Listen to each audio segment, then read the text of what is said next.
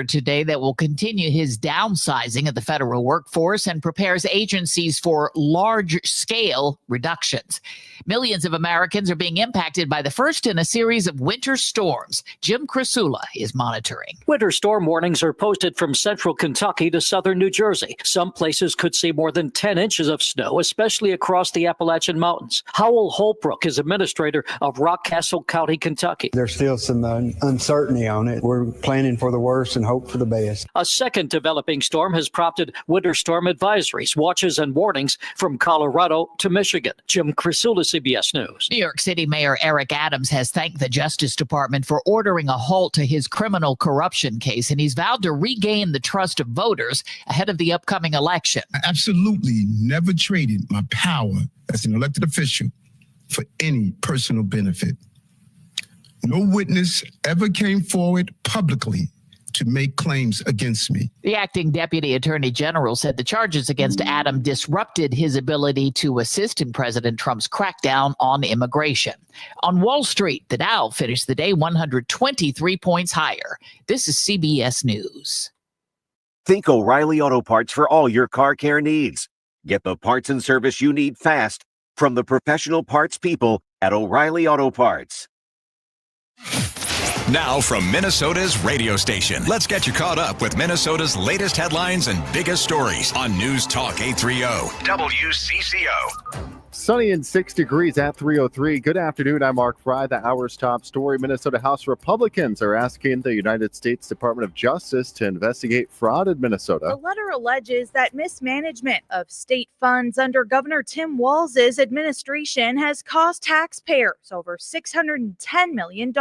Republican House Majority Leader Harry Niska says their new fraud prevention committee has already been working on solutions to the problem. We want to make sure that there is a new office of Inspector General that's independent from the executive branch that can provide some oversight. We want to make sure that there are mechanisms set up when we are considering new legislation to consider specifically the risks of fraud. We want to make sure that there are protections for whistleblowers. He says despite a handful of new proposals coming from the Walz administration aimed at cracking down on fraud, it's too little, too late. Taylor Rivera, News Talk 830. WCCO. Fraud was top of mind this afternoon during a Minnesota Senate committee hearing for a bill that looks to create a new independent office of Inspector General. The office would oversee accountability and transparency of state agencies and programs.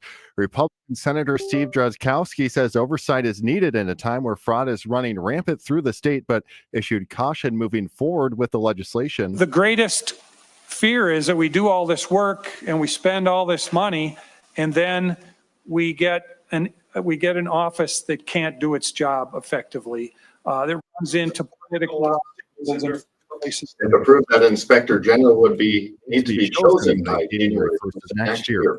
Two juvenile boys are now charged following a violent daytime carjacking last Friday in northeast Minneapolis. Minneapolis police said 5 juveniles were involved in the carjacking where a 62-year-old woman was bear-hugged and tackled from behind. The juveniles took her SUV and led police on an hours-long chase before they were eventually arrested near 8th and Queens Avenues North.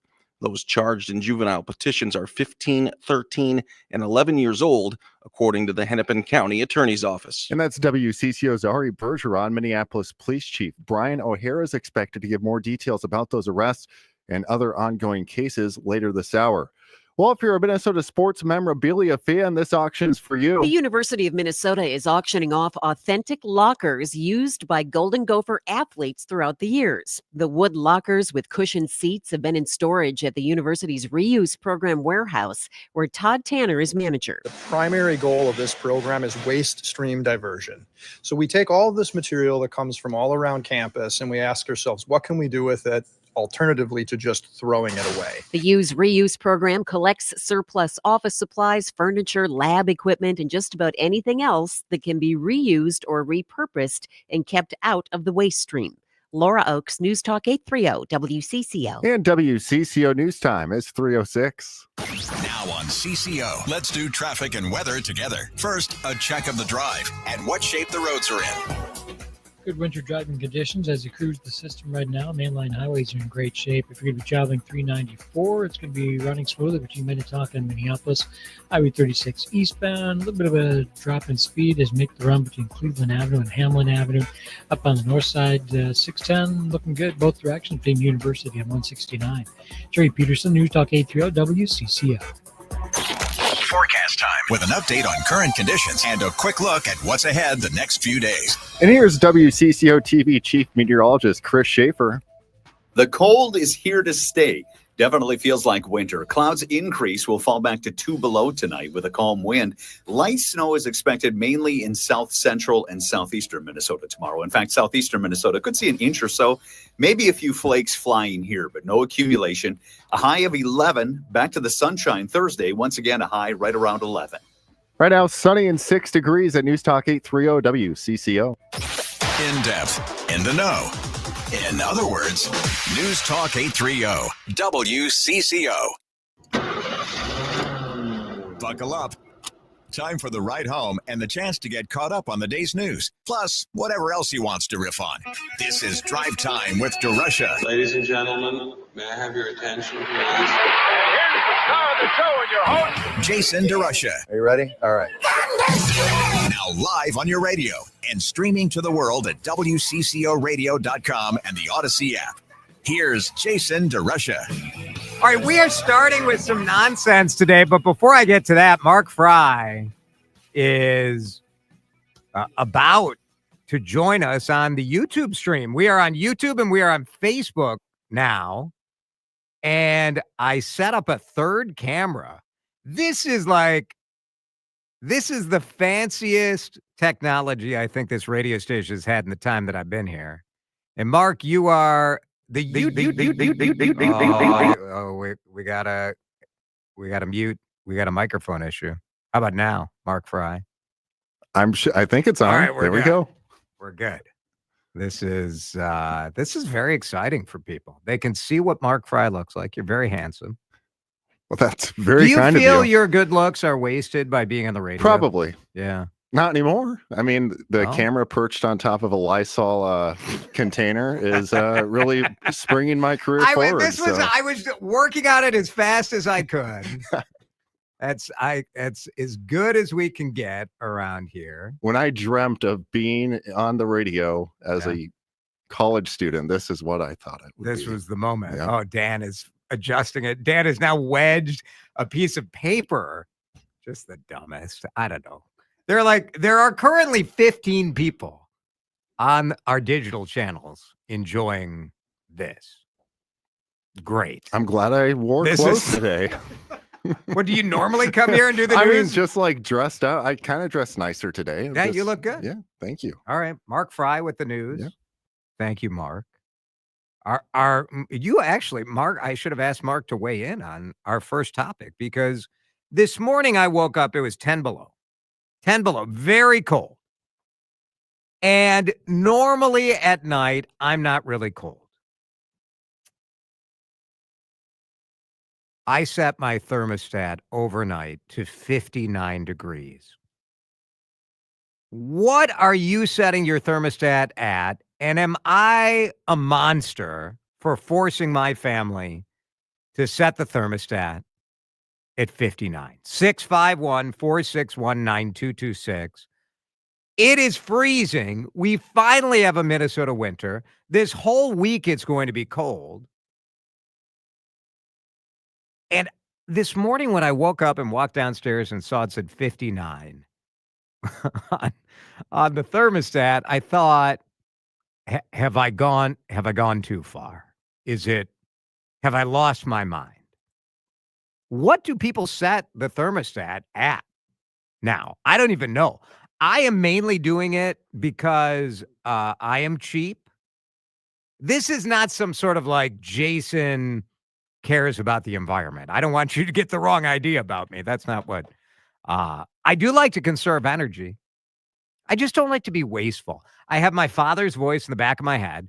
My father absolutely keeps we should call my dad actually and see what my dad has the thermostat at, because as a kid I thought he was a monster, and I think I've gone to the next level. I feel like 59 9 it's assertive. Jonathan is in Minneapolis. Jonathan, thank you for calling in. Am I a monster, Jonathan? Not for turning your heat on, but for other things. Hello, friend. Fair. That's fair. I'll First take off, that. you look fantastic on my 55-inch screen TV. By the way, if you need to figure out how to get to WCCO, you could search it with your remote. Say WCCO Radio. It'll bring you to It just does DeRUSHA DriveTime. Amazing. And by the way, I literally keep my heat on medium because it gets too hot in my condo. I'm really tired of cold weather. Everything's fine and dandy in the land of Trump. Yay, fun times. Now you're in the condo. Do you pay for your heat, or is that like part of the condo fees? It's part of the condo association. Yeah, so what do you care? You're like, just crank it up. It doesn't matter. That's right. Yes. That HOA is probably charging you up the wazoo anyway, so you may as well get some heat out of it. Only if it works sometimes, because sometimes the boiler room decides to blow up on us, and there's that. Everything else is great in the world that we're living in right now. It's all everything's fine. Everything's fine. Everything's fine. Everything's fine. Nothing to see here. Keep going. Walking down the street. Nothing to see. Keep going. Jonathan, we miss you. Thank you for calling in. 651-461-9226. The texters are essentially inserting me into their furnaces and just cranking it up. That's the level of roasting I'm taking on the text line right now. 59 degrees. It's most days fine. Last night it was maybe a little cold. Texter, I'm cheap. 66 at night, 68 during the day. Now, let me check, because I don't want to give you wrong information. You know what I mean? So let's go live to our house in Maple Grove and see what the thermostat is currently. Now, right now, my app says away. So it's on the away setting, even though my wife is at work in the basement. And all this says is eco. It's set at eco. This is one of these Nest thermostats. Yeah, so it's trying to save. I miss my bedroom is currently at 65. No one's upstairs. It's fine. Yeah, that's fine. Living room is 68, but the furnace is set at 66. That's a nice, tight, efficient home. It is very efficient, yes. 62 at night, 71 during the day, says a texter. Another texter says, I like to sleep with a chill in the air with my bedroom at 59 or colder. So the thermostat is 55 to 58, because sometimes you got to go a little lower to get the house down to that level. Now, online on Facebook, Colleen is saying the lowest you should set is 68. You're nuts. I can't imagine getting out of the shower to 59 degrees. That would get your attention, yes. I did think 59. Even I was starting to question my choices. Not that it bothered me, but that it felt like if my kids or wife told the outside world that it was set at 59, that someone might come and take my child away. Right. Instead, you went on a 50,000 watt radio station and declared it. I just said it myself. I like to get out in front of a stand. Makes nothing but sense. I like to get out. I'm kind of in Jonathan's boat because I live in an apartment building that has boiler heat. So while I do have a thermostat in my apartment, we actually got an email from the company earlier, the rental company earlier this winter, that said basically ignore the numbers. It's basically an on-off switch. So if it's feeling chilly, push the slider up. Oh, interesting. That's it. Don't worry about the numbers. It'll just kick on. And then when it feels too warm, push it back down. It'll turn off. So I do think for houses that are married, right? If you're living with a girlfriend or boyfriend or whatever, this has got to be the number one point of conflict, the temperature, right? Okay, yeah, fine. Money, sex, other things. But number one, for the purpose of this conversation, Dan, this is the top conflict of our time. I give it a solid 2. Money's still going to be number 1, but yeah. Sex, you don't think that's on the top? I don't think there's as much conflict over that as says the guy who's single. I don't know. But I don't know. There's no conflict for me. You know what? Everything's going fine in that department. everything's going great. Yeah. Cheryl says her compromise with her husband is 65 at night and 67 during the day. She likes it cool. Alyssa likes it hot. I like it cold. This just, I suppose, like she's warm-hearted and I have the ice cold, sort of a vacuum of a soul is what I possess. So, Texture says, I consider it my God-given right to wear shorts and a T-shirt year-round at home. Jason, we're at 75 degrees day and night. Please don't judge. I don't judge. You got to pay the bill. I was just going to say. You pay the bill. Yeah. I think it's fine. Let's call my father. We'll call my father at the break because I believe I get this from my dad. So we'll call Gary. My parents live in Chicago. They've got a snowstorm coming there. I just want to know a current thermostat reading. So we'll do that in just a minute. Keep your text and calls coming. Am I wrong? 6. Drive Time with DeRUSHA is hitting the off-ramp for a quick stop on News Talk 830 WCCO. Now, I'll guarantee you, if you go to Certix right now at University of Hennepin in Minneapolis, the temperature is not going to be set at 59 degrees. It's Jason here for my friends at Certix. In fact, things at University in Hennepin with plenty of free parking, things are heating up. They're getting hot at Certix because the Valentine's sale is in effect. Now through Sunday, the perfect beverage for your lover is on sale at Certix. Is bourbon your love language? I love Four Roses. Four Roses, get it? That's why they put that on sale. $45 for single barrel. Amazing deal.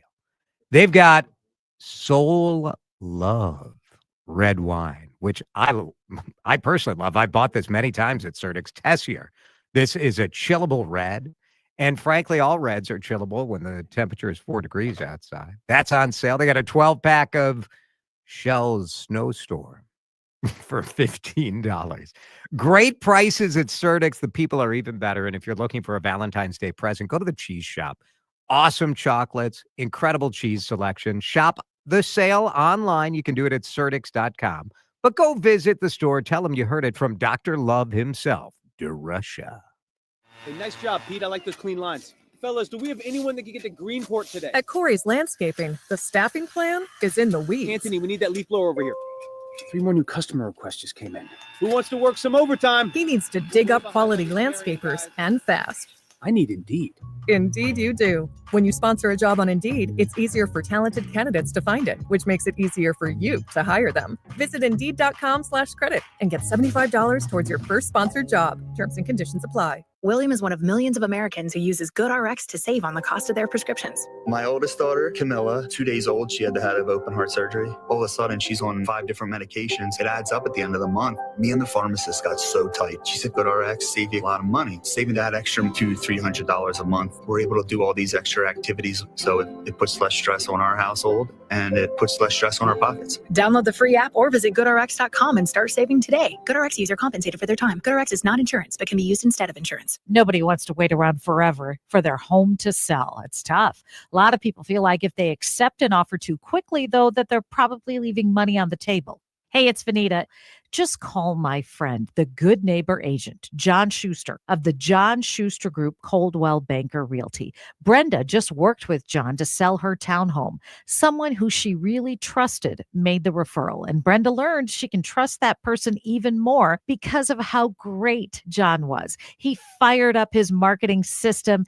It reaches thousands of potential home buyers every single day. It took him less than 72 hours to get a handful of offers and found a buyer. Now she's one of his more than 5,000 satisfied customers. Contact John for full details, 952-222-9000, online, johnschustergroup.com. Buy a home, sell a home, we'll get you moving. Clothing, JohnSchusterGroup.com. Terms and conditions may apply. Paid for by government. Throughout the history of America's Silver Eagle coin series, there's never been a mint state coin struck with a special privy mark. Until now. That's right. The world's most popular silver bullion coin has just been struck with a special star privy mark. Silver Eagles are the best-selling silver coin since first being introduced by the U.S. Mint in 1986. This is an amazing and historic event, but you must hurry. A strict limited edition mintage has been set, and once they are gone, they are gone. These first ever Silver Eagles are brand new legal tender coins, minted in 99.9% pure silver by the Philadelphia Mint. For a limited time radio offer, save $5 off every coin. Just call 1-800-473-3993 to secure the first ever star privy marked Mint State Silver Eagle coin. Plus receive free shipping, but you must call now. Call 1-800-473-3993 now to secure this first ever Silver Eagle. That's 1-800-473-3993. DeRUSHA now returns on News Talk 830 WCCO.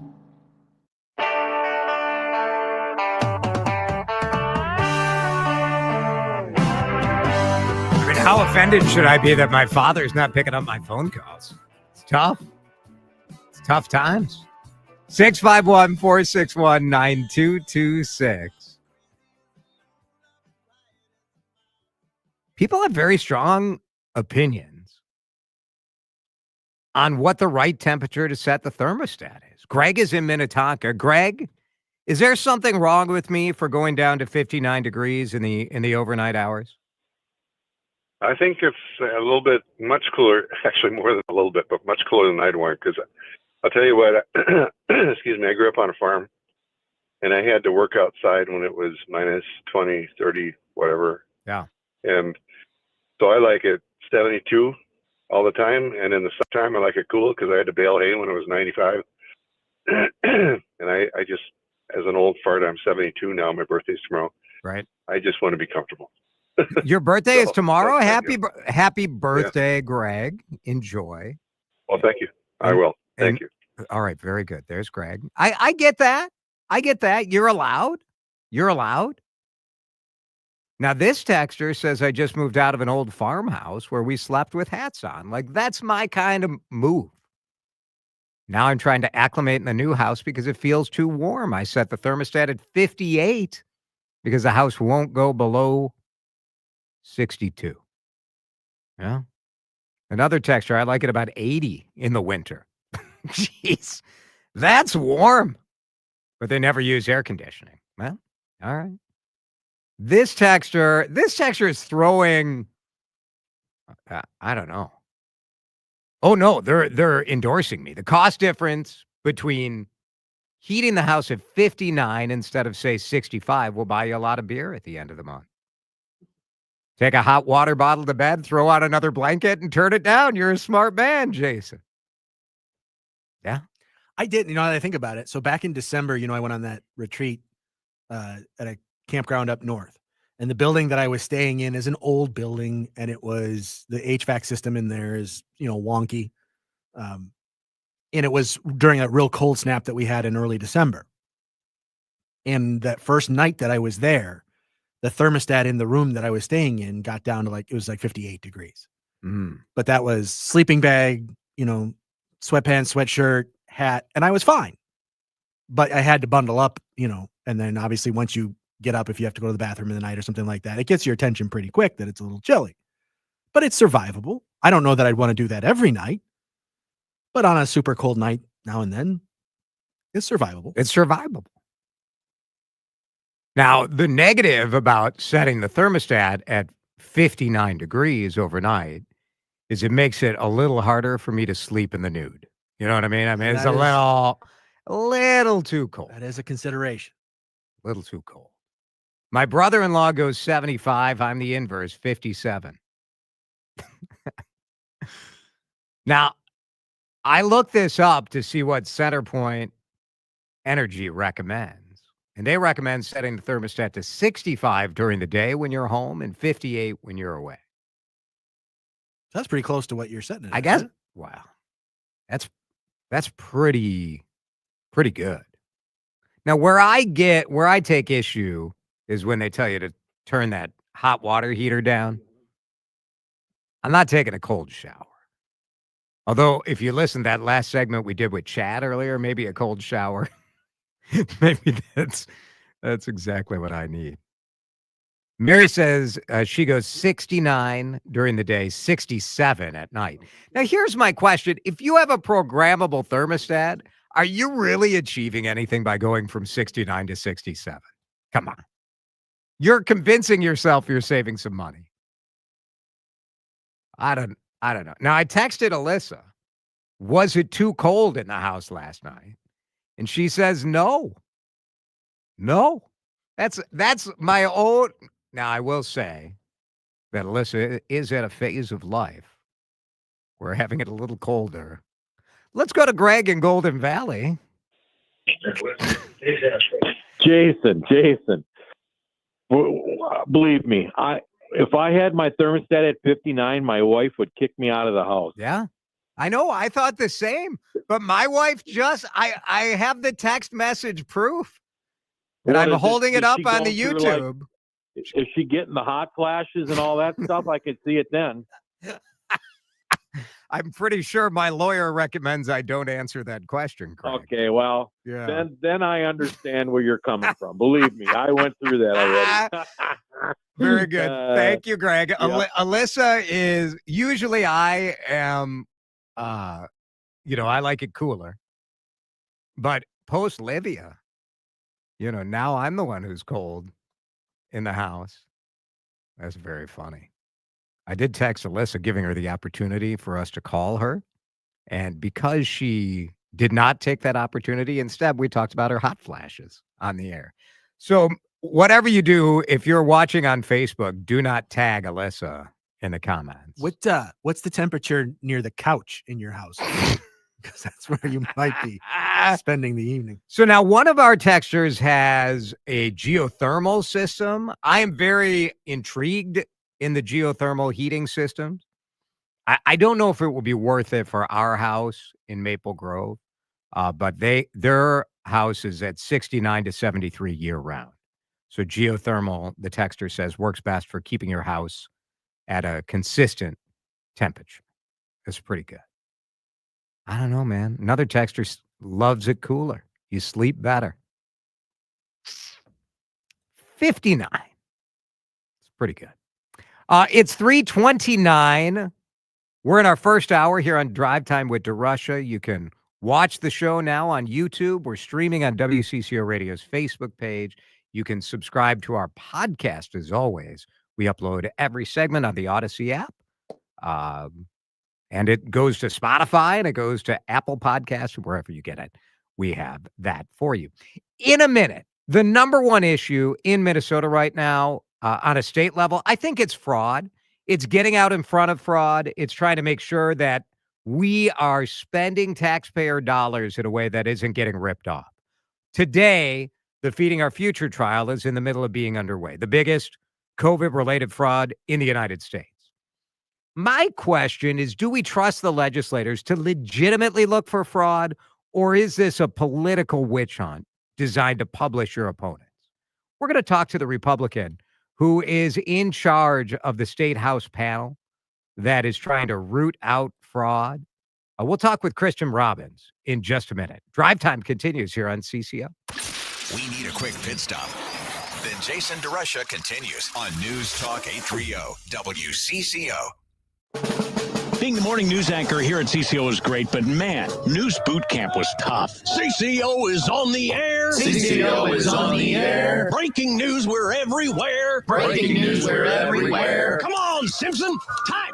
Get those fingers moving. This newscast ain't gonna ride itself. It was pretty intense, but just look at me now. A lean, mean news reading machine. We wake up at 0 dark 30, ready to fire off the latest headlines for you. News Talk 830 WCCO. You wake up feeling like you just boxed 12 rounds. Some wake up sweating with sore jaws, headaches, and a lot of our patients complain of brain fog. I'm Dr. Madan Kandula, and these signs, often joined with snoring, are sleep apnea symptoms. And if this sounds like you may have been in a struggle last night between you and this serious disorder. Many people aren't willing to fight back. But the fact is, you can't go through these nightly struggles without ramifications that each night chip away at your life's expiration date. I get it. You don't want to wear a CPAP mask. You may find out you don't need one. We have every effective sleep apnea solution available. And believe me, the mask is the last resort. It's time to take action to stop your sleep struggle. Go to adventknows.com to schedule your appointment, because Advent knows when you breathe well, you live better. Results may vary. Most insurance accepted. What if your business could see beyond what is and into what can be? What if you could create more impact in every decision? What if you had a partner as visionary as you are? With Bank of America, you get access to our trusted experts, real-time insights, and digital tools. So whether you run a local shop or a global enterprise, you're backed by business solutions to make every move matter. What would you like the power to do? Find out how at bankofamerica.com/banking for business. Bank of America is proud to be the official bank sponsor of FIFA World Cup 2026. Dell Technologies is celebrating with anniversary savings on their most popular tech. For a limited time only, save on select next-gen PCs like the XPS 16, powered by Intel Core Ultra processors and more. Plus, curate your dream setup with great deals on select monitors, mice, and more must-have electronics and accessories. When you shop online at Dell.com/deals, you'll have access to leading-edge technology to match your forward-thinking spirit and free shipping on everything. Again, that's Dell.com/deals. Diabetes, high blood pressure, anxiety meds, everyone's on them. If you're a 50-year-old male, maybe a bit porky, and you may even have type 2 diabetes, $1 million of term insurance may only cost you about $200 a month. Call Term Provider. Speak with Big Lou at 800-700-6898. Big Lou will find a term life policy for you even if you have type 2 diabetes, are overweight, or have high blood pressure. Term Provider has helped thousands of people like you who think they can't afford term life insurance. To buy $1 million of affordable term life for you, all you need to do is call Big Lou at 800-700-6898. Lou will make sure the scales are tipped in your favor. Call 800-700-6898. Big Lou will answer your call and work to fit you into a term life policy that you can afford. Remember, Big Lou's like you. He's on meds too. Call 800-700-6898, 800-700-6898, or biglou.com. Taxes was not knowing your full financial picture. Now Taxes is getting and maximizing your refund all in one place. Credit Karma, where a TurboTax expert can do your taxes for you. They'll get you the most money back, guaranteed. Then you can do more with all that money, all in Credit Karma. Now this is Taxes. Intuit Credit Karma with TurboTax. Get started today. See guarantee details at turbotax.com/guarantees. Experts only available with TurboTax Live. Ever feel like there aren't enough hours in the day? If you get busy or miss your favorite show, don't worry. With Rewind, available exclusively on the free Odyssey app, you can stream your favorite shows on demand. You know your day is better with us. Get the news that matters to you from the local voices you trust. No matter what you're up to, give it a try. To get started, download the free Odyssey app and search for your station. That's AUDACY.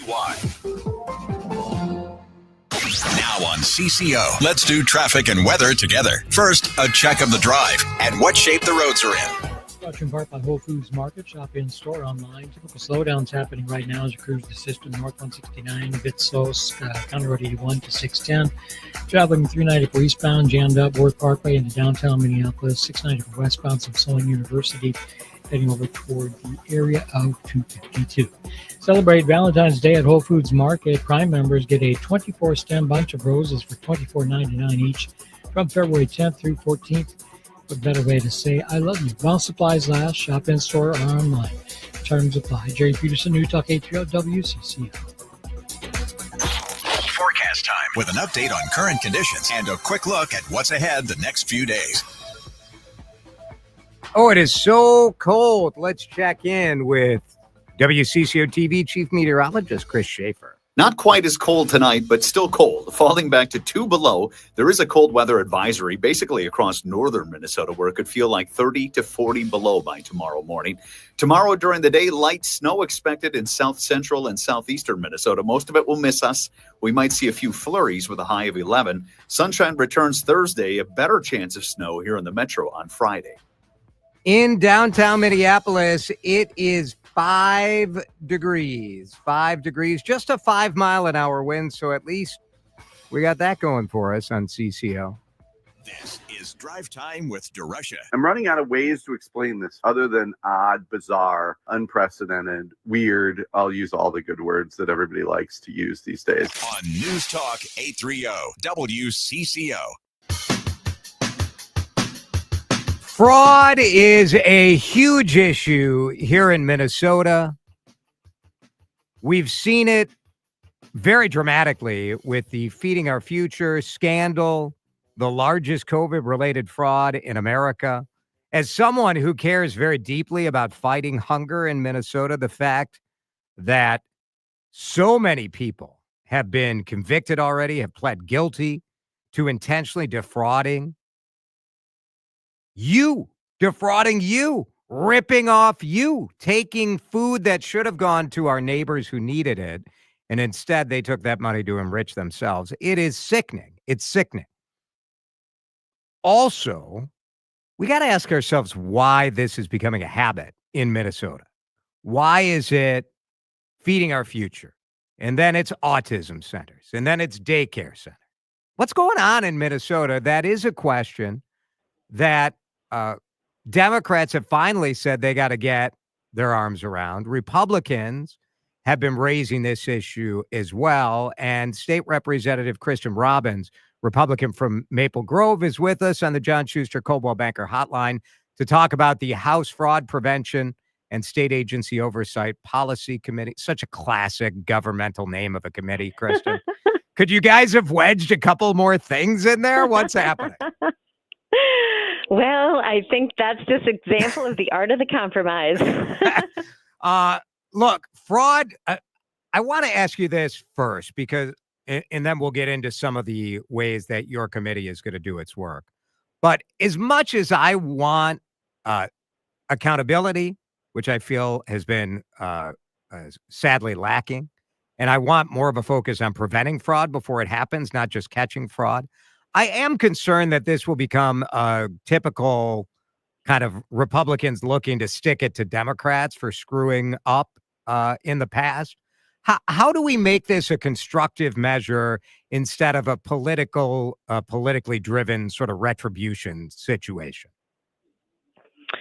You know, I think that is the intent of the committee.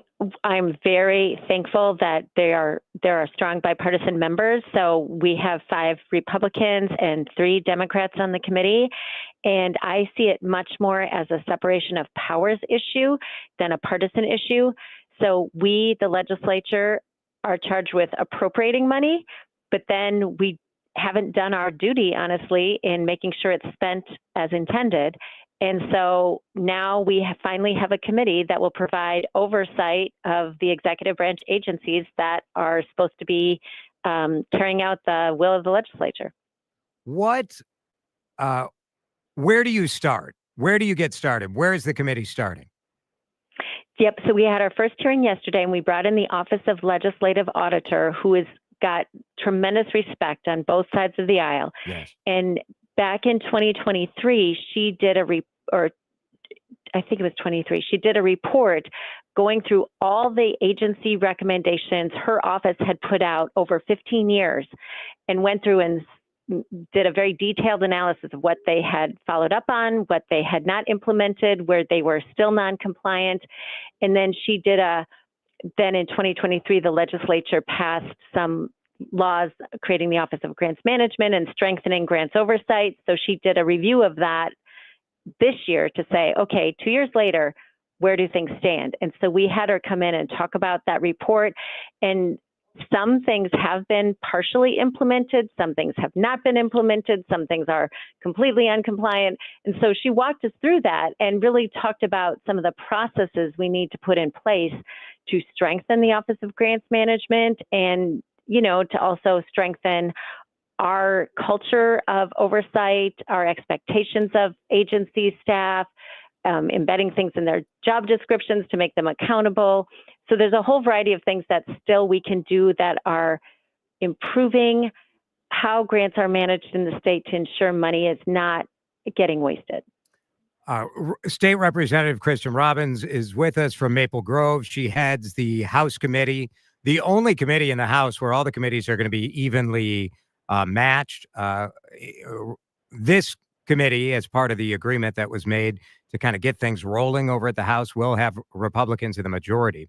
When you look at we've seen $600 million plus worth of fraud that's been identified over the last 6 years. What do you think is going on? Why do you think, if it were just feeding our future, I think it would be easier to chalk it up and say, like, well, it was COVID. We're trying to get money to people as soon as possible. We knew there was a certain amount of fraud that was going to happen. But it's not just that. It's other things. Why do you think in a state that really had a reputation for clean, relatively clean, honest government, what's going on here? Yeah, I really think it's lack of oversight, lack of will to hold people accountable. And so we really need a culture change at the agency and at the legislature. So too trusting? You think they're just too trusting? Or is it this? There's been some conversation about how like the government is maybe a little too oriented towards being a customer service provider instead of a verifier of legitimateness?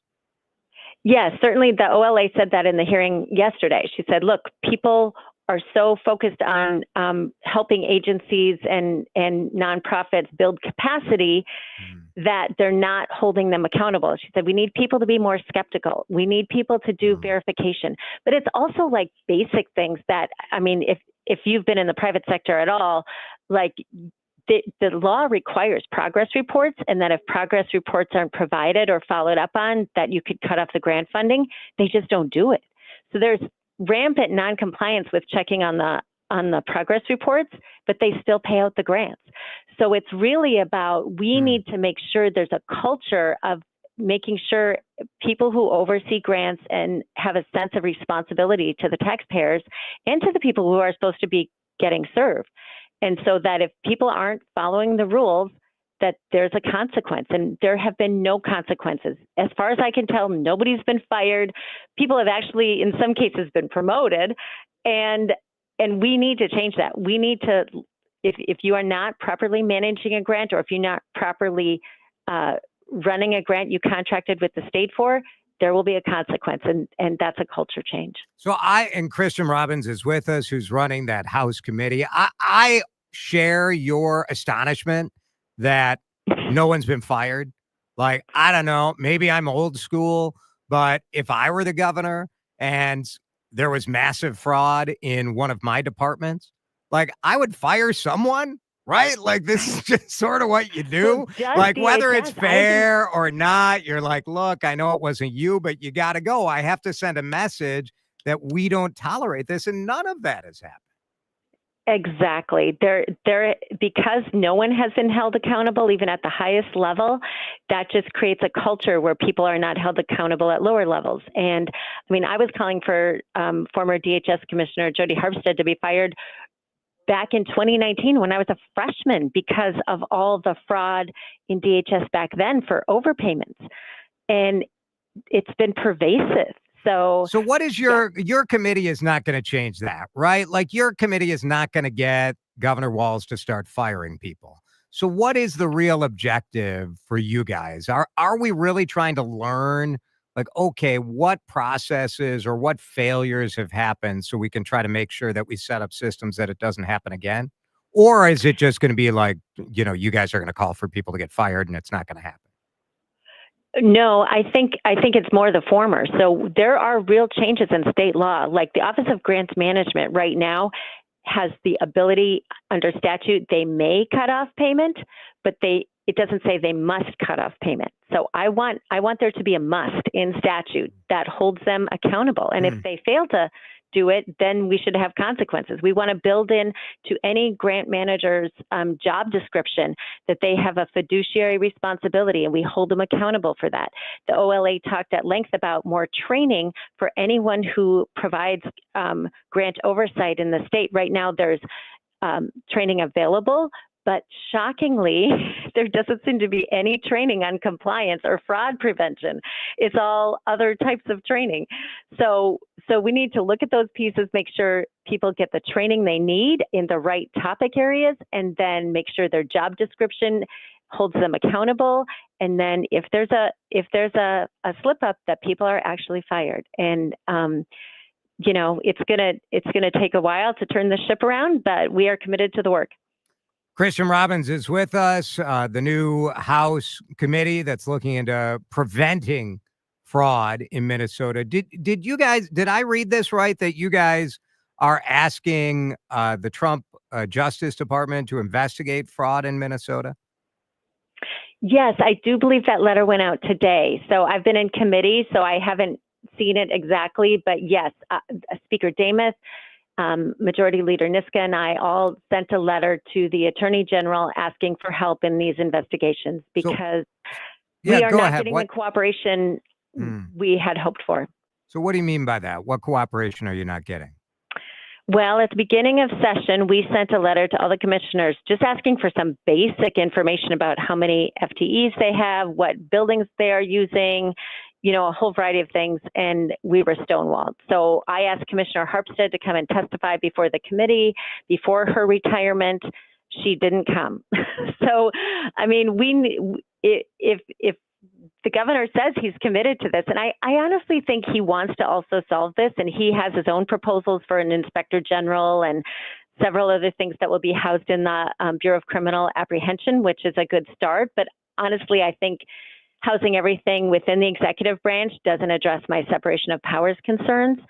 But that being said, if I've put in a request today to have people from the Office of Grants Management come. I plan to ask for people from DHS and Department of Children and Families to come. And if we cannot get cooperation from the commissioners, whether to written requests for data or for testimony, that's where we're going to need some help. I mean, doesn't this make it more like this is just Republicans trying to stick it to the Democrats? If already in the first week you're asking the Trump administration, the Justice Department to get involved, it doesn't seem like that. To me, undermines a little bit of what you said before about this being a genuine effort to get to genuine answers. Well, but there's also a further additional issue of federal money versus state money, right? So feeding our future, we had to have the U.S. attorney involved because it was federal money that was the bulk of the $250 million. And a Democrat U.S. attorney, Andy Lugar, did a fantastic job investigating that, prosecuting that. But we one of the things we asked for in the letter was the appointment of a new U.S. attorney. Like, we currently don't have a federal U.S. attorney here, and a lot of these cases that involve federal money will be outside the jurisdiction of our committee. Interesting. All right. Very good. Well, I think if anyone out there doesn't want to get to the bottom of the fraud we've been having, they're a fraud, right? Like, I think, I do genuinely believe that, like you said, I think the governor does want to get to the bottom. I think he's a little too late to the party on this, but I do think he genuinely wants to get answers, as do you. And I hope we got to do better, right? Because like I said at the beginning, I'm on the board of Second Harvest Heartland, and I'm sick of answering questions about fraud, right? Because this feeding our future fraud made a stain on all of the organizations that are doing good work, are auditing like crazy, are making sure we're compliant. And man, there's nobody more upset about fraud in these areas than the people who really are trying to do the work, Right. And for the people who they see don't get served. That's right. We all want that. We all want that. Exactly. Kristin, thank you. Representative Kristin Robbins from Maple Grove. We appreciate your time here on CCO. Thank you. Bye-bye. 3:50, back in just a minute here on Drive Time. Don't touch that dial. More Drive Time with DeRUSHA coming up on News Talk 830 WCCO. Hi, everybody. It's Jason here for my friends at J.H. & Sons. I got a little distracted because I was thinking about the amazing Valentine's Day gifts that they have here at J.H. & Sons at the Galleria. Now, you know that J.H. & Sons is my spot for premium menswear. I went there and I just picked up a tuxedo coat Ooh la la. I'm seeing a fundraiser coming up next month. I got my tux there. I got my birthday, just kind of a casual outfit for a nice out. They are your wardrobe connection for a guy who cares about fashion. But if you are looking for a Valentine's Day gift, J.H. & Sons can be your headquarters too. I went there earlier this week, and Kevin showed me the amazing fragrance selection they have. I love cologne, and if you're looking to get me a Valentine's Day gift, that would be just perfect. 8 and Bob, Keaton, two of my favorite brands that they have there. How about beautiful leather goods like a wallet or a luggage tag or a belt? Go see them at J.H. & Sons. You can visit their website, jhandsons.com, but go see them at the Galleria in Edina and tell them you heard it on CCO. We could all use more time. Amazon Business offers smart business buying solutions, so you could spend more time growing your business and less time doing the admin. I can see why they call it smart. Learn more at amazonbusiness.com. Coit's here to take 35% off your next cleaning. Your kitchens and bathrooms' natural stone surfaces are exposed to germs and bacteria. So call Coit. Our certified technicians deep clean marble, granite, and more to remove buildup. Then apply a sealer to protect from bacteria and stains. Give Coit a call today, and be sure to have your natural stone surfaces cleaned every 12 to 24 months for a healthier home. Call 800-4COIT now and take 35% off your next cleaning. You can do this. Why? Because no one cares more about your money than you. Right now, many have concerns about their retirement, their investments. Are these mutual funds a poor investment? Did you know that with the average fees of 2%, you could be missing out on upwards of half of your potential retirement dollars? That's pretty high for management, especially when 75% of these funds underperform the market. At Trading Academy, our mission is to empower you to take control of your investments. Text investing to 210-210. Take control of your financial future. Maybe it's to just have a better conversation with your broker. Sign up for a free investing class, local classrooms, one-on-one mentoring, how to protect your investments against inflation. Text investing to 210-210 or go to learnwithota.com. Seems everything costs more these days. Gas, groceries, and when's the last time you checked your wireless bill? Yikes. When it comes to big wireless, if you're staying, you may be overpaying. Here's how to get the same fast, reliable nationwide coverage without the big wireless bill. Switch to Consumer Cellular. Plans start at just $20 a month, and that's not a short-term promo. Our U.S.-based experts will get you switched and saving in about 20 minutes.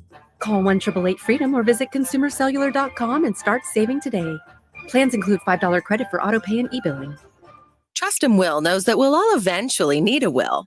How about right now? Trust and Will makes creating your will easy, like while you're lounging on the couch easy. Trust and Will is designed by attorneys but customized by you, and all documents are state-specific and secure. Find your plan at trustandwill.com and use offer code RADIO now for 10% off. That's trustandwill.com, offer code RADIO. Trust and Will is an online estate planning service. Visit trustandwill.com for details. Now on CCO, let's do traffic and weather together. First, a check of the drive and what shape the roads are in. Problems down in Lakeville, I-35 southbound County Road 70, crash working off to the right side. Looks like we may have a vehicle down the embankment there, so expect the slowdowns coming down from County Road 46, 169 northbound. That's a bit congested, 394, heading up to Medicine Lake Road. Jerry Peterson, News Talk 830 WCCO. What's your love language? Whatever it is, Mini Leaf has your perfect Valentine's Day gift. You could give the gift of being pain-free and have better sleep and a whole lot of fun. Check out minileaf.com, MINNELEAF.com. Forecast time with an update on current conditions and a quick look at what's ahead the next few days. Mini Leaf, the home of Minnesota's best legal products. Find them at minileaf.com. Brings us the weather forecast. Tonight, the low will be 2 below. Tomorrow, our high is 11. We get down to 8 below. We're in a cold stretch. Thursday, same bit. Cold weather advisory the north tonight feels like 30 to 40 below. My goodness. We could see some flurries tomorrow afternoon, too. Oh, goody. You guys you wanted winter. You got it. You're on CCO. Drive time continues on the roads and on your radio. News Talk 830 WCCO. So we're almost certain that it's going to be the Mark Lowry, A-Rod era for the Timberwolves. Are you guys ready for the next 2 years to have nonstop conversation about getting a new stadium? I hope you're ready, because get ready. It's coming. And Glenn Taylor was wrong. We need a new stadium. No one needs a new stadium. Target Center is a band-aided solution. Yes, they did a nice renovation. Yes, they fixed it. But you walk through the concourse, you try to use the bathroom, you try to get to a concession stand, especially if you're in the upper deck, it's awful. If you are trying to buy a lower level ticket to a game, good luck, because Target Center is inverted. There are more seats in the upper deck than there are in the lower deck. That is not how they build basketball arenas today. Now, I do wish that we could have one arena for hockey and basketball. We can't. You're going to send the Timberwolves to St. Paul? No. You're going to try to schedule the hockey season and no. They're both going to have separate facilities. Will the government pay? Yes.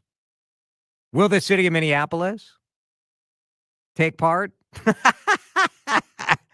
Could you imagine?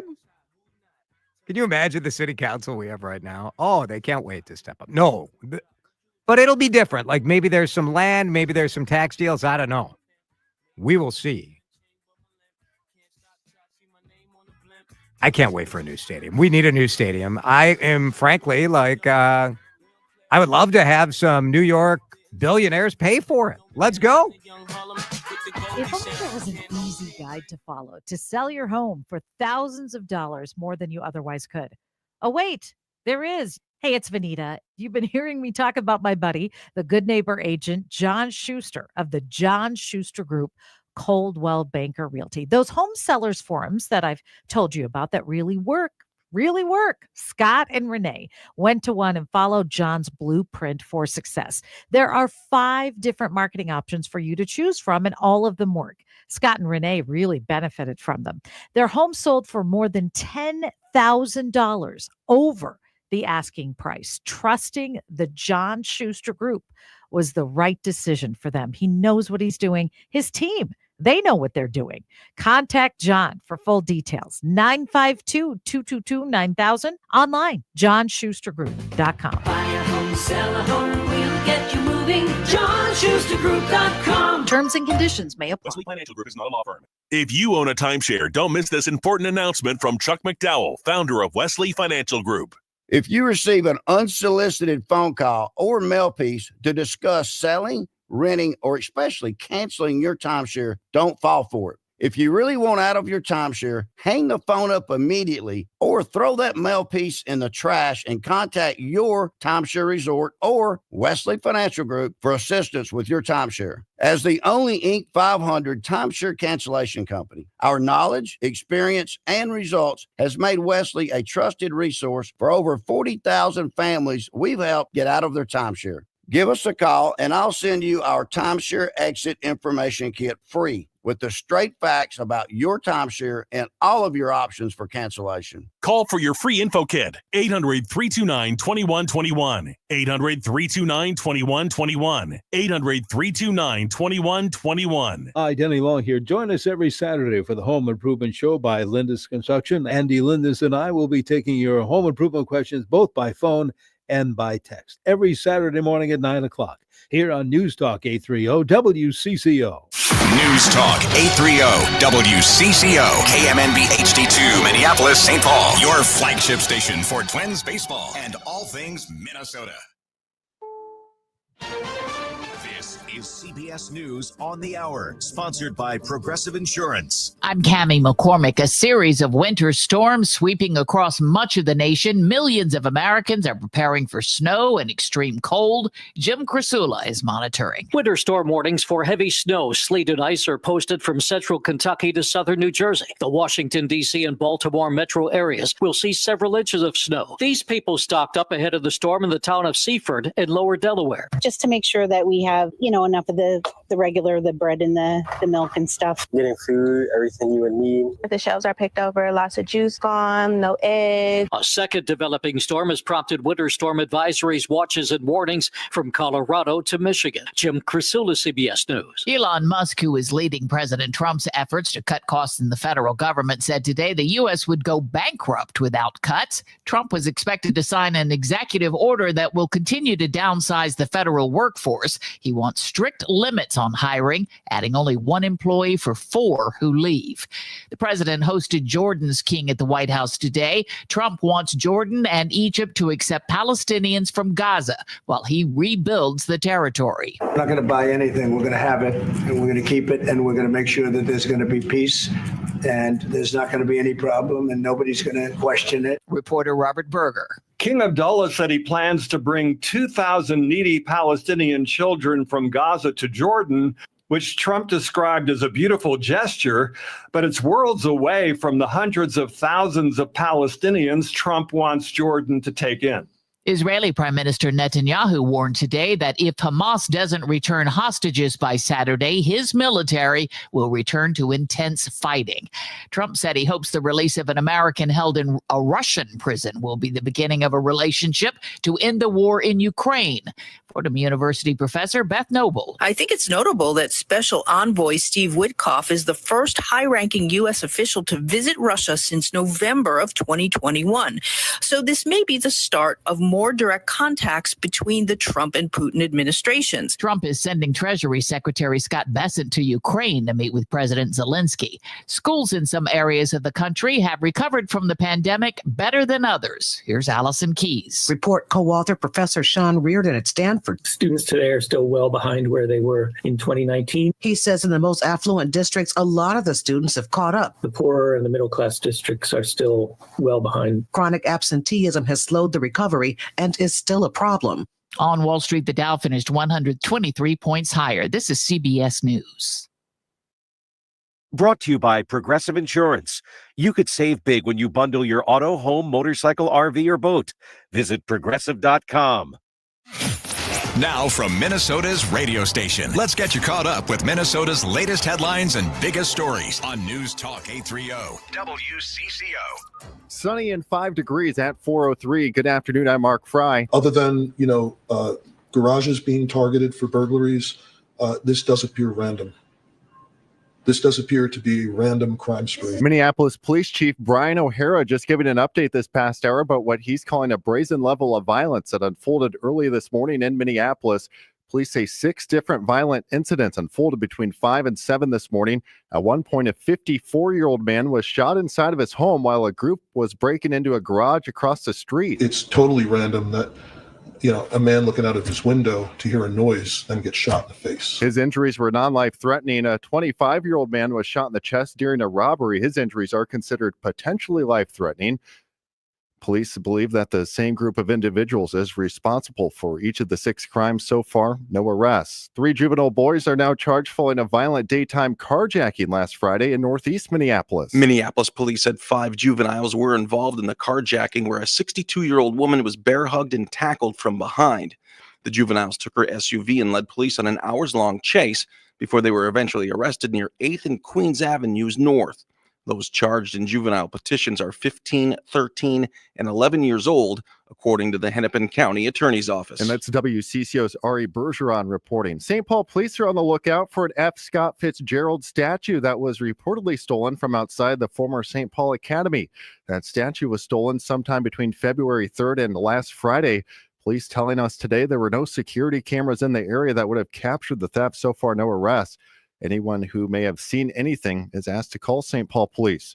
Music venue workers at First Avenue and its 6 sister clubs have ratified their first ever union contract. Unite Here Local 17 secured the deal for 230 event and service staff. And Secretary Treasurer Shay Freeberg says it includes a lot more than a pay raise. Protections for LGBT workers. The employer contractually has to respect the chosen names and pronouns of all employees. And then we have created this Safety and Labor Management Committee where employees and management are going to meet to talk through ways to make things kind of the communication better and make sure that we're making everything safe. Venues entering into the new deal include the 7th Street entry Union Depot, Fine Line, Fitzgerald Theater, Palace Theater, and Turf Club. Taylor Rivera, News Talk 830, WCCO. The sale of the Minnesota Timberwolves and Lynx drags on with an arbitration panel yesterday deciding that Mark Lowry and Alex Rodriguez can move forward in efforts to buy the pro basketball franchises. Owner Glenn Taylor wanted to stop the process by claiming the new group missed a payment deadline. John Krasinski of The Athletic on the WCCO Morning News with Vanita Sakar. We'll have to hear from Glenn Taylor specifically about will he challenge this ruling or not. I'm kind of assuming that he's not going to, but then now the next benchmark is the Lowry Rodriguez ownership group is going to go under financial review with the league. And he says despite fears new owners would move the team, that likely won't happen. It's 4:06 on News Talk 830 WCCO. Now on CCO, let's do traffic and weather together. First, a check of the drive and what shape the roads are in. Cars just cleared away a few minutes ago. I-35 southbound and County Road 70. Still a little bit of a slowdown through that immediate area as you make way through Lakeville. West 94 jamming up Riverside into downtown Minneapolis. Highway 36 eastbound slows past Hamlin Avenue over toward Selling Avenue. Traveling along 394. That's looking fairly decent both directions between Minnetonka and Minneapolis.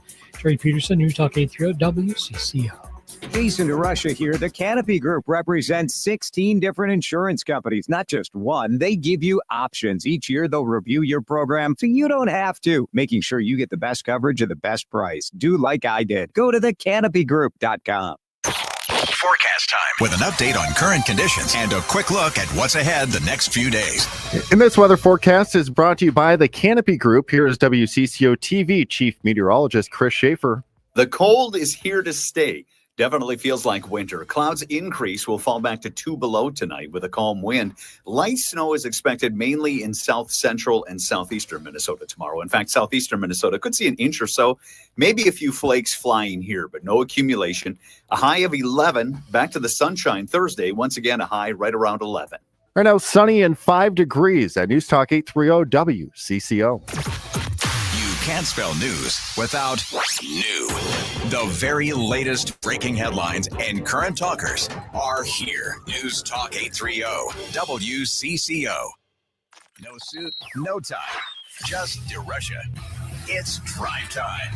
Live from the WCCO studios, high atop the Odyssey Tower. Ladies and gentlemen,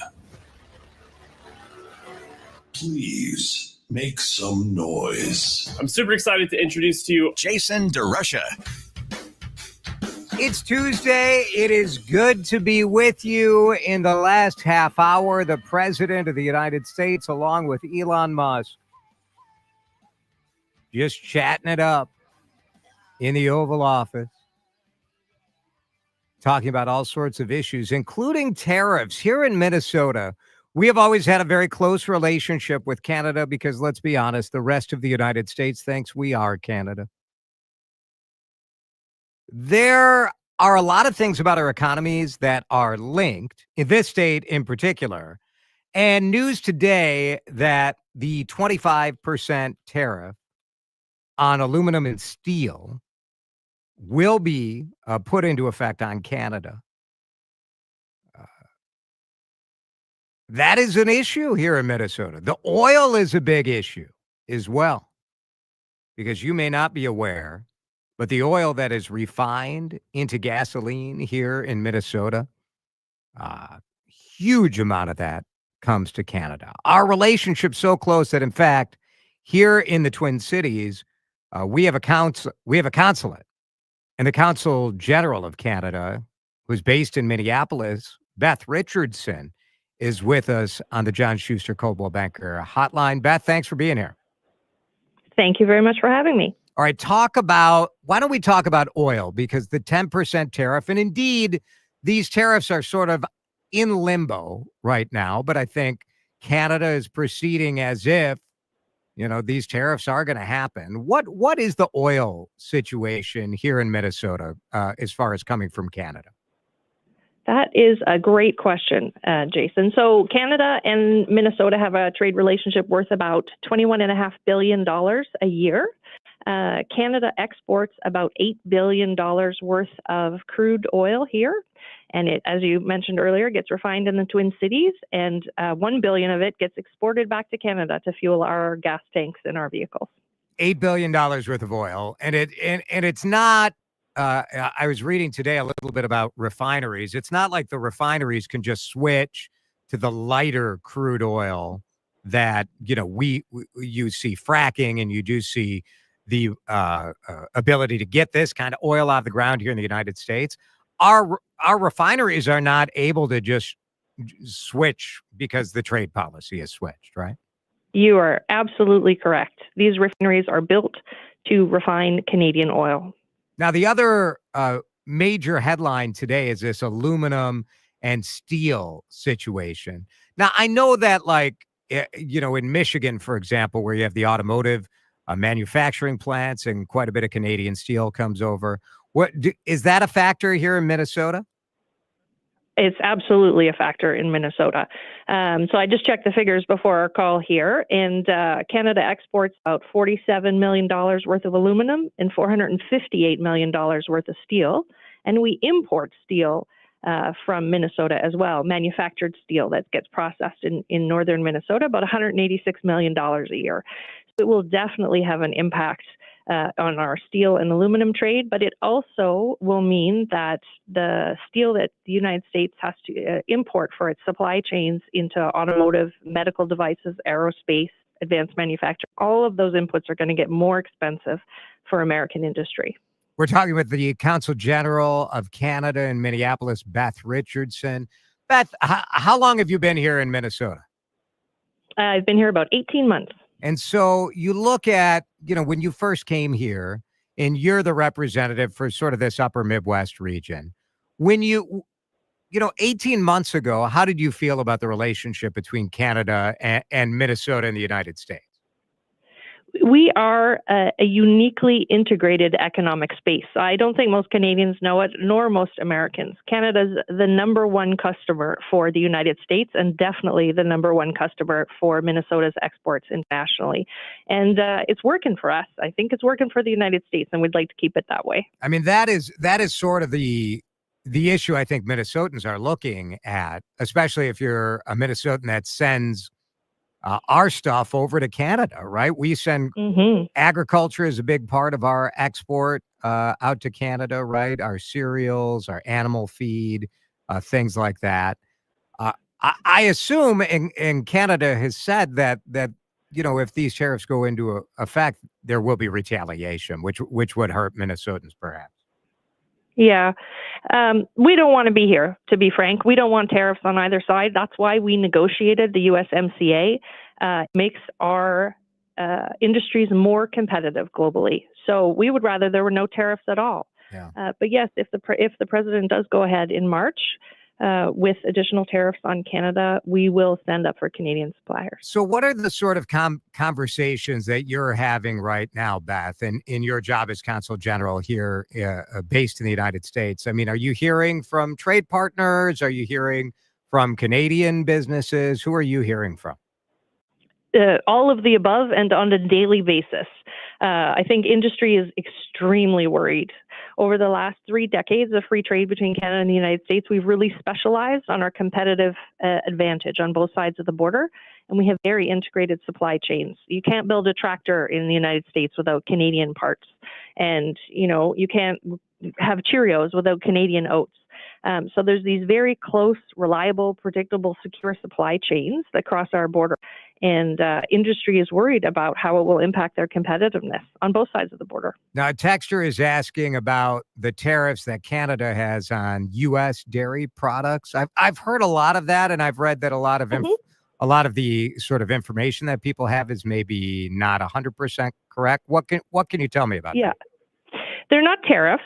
We have a system called supply management for dairy in Canada, which offers quota levels for different suppliers to sell dairy products, so milk and cheese and all other dairy products into Canada. And in fact, so we liberalized some of that during the USMCA negotiations under President Trump in 2020, 2021. And there's been about a 45% increase in dairy exports from the United States into Canada. So what we want, what American farmers want, is more access to the Canadian market, right? Yeah, yeah.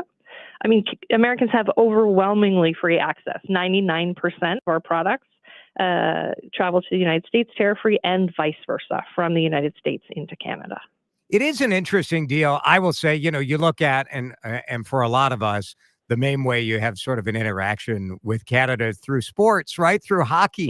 And to hear Canadians booing during the U.S. national anthem, to me, is just deeply sad, where you think, here are these two countries that have just a great relationship. You're like, what are we really doing here? Yeah, it was sad. I agree with you. I think Canadians have been shocked and hurt by some of the decisions over the last few weeks, and you see that in their responses. But I think we can get back on track. We're working with the administration. We're working with legislators at all levels to try to get things back on track. All right, very interesting. We appreciate the conversation. Beth Richardson, Consul General of Canada here in Minneapolis. And we've got a couple more weeks, right, where hopefully they can kind of work this stuff out. Absolutely. We will keep trying. All right, Beth, thank you. We appreciate it. It is tariffs, man. Like, I understand the idea of standing up for American manufacturers. But boy, to me, and I'm not a sophisticated, great tariff mind, but it sure feels like we're living in the 1950s. Like, the economy is global. And so many American companies have set up as part of the global economy. We have had incredible success because of this. Now, have the workers been left behind in that success? Yeah, I think the workers have been left behind.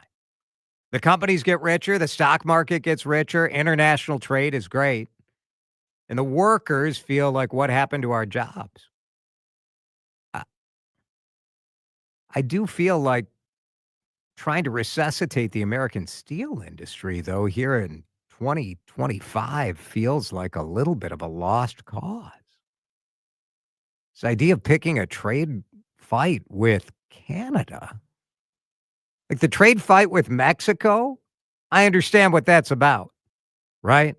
We're trying to secure the border. We're trying to stop the flow of fentanyl. Makes sense. Threaten tariffs. Get Mexico to do more to lock down the border. I get it.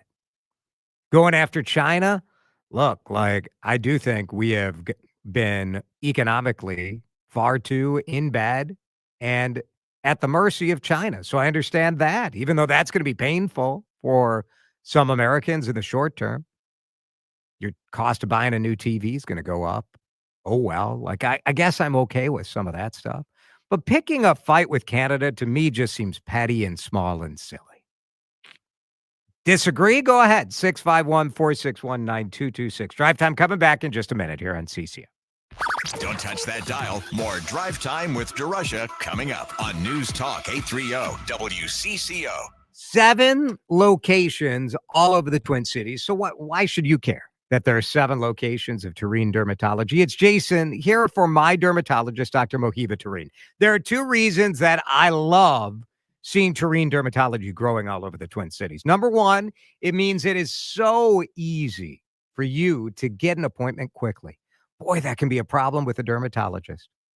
But at Tureen Dermatology, TAREEN dermatology.com, you can go online right now, click on Make an Appointment, and you can go to Roseville or Faribault or Maplewood or Monticello or Hudson or Eagan or brand new in Farmington.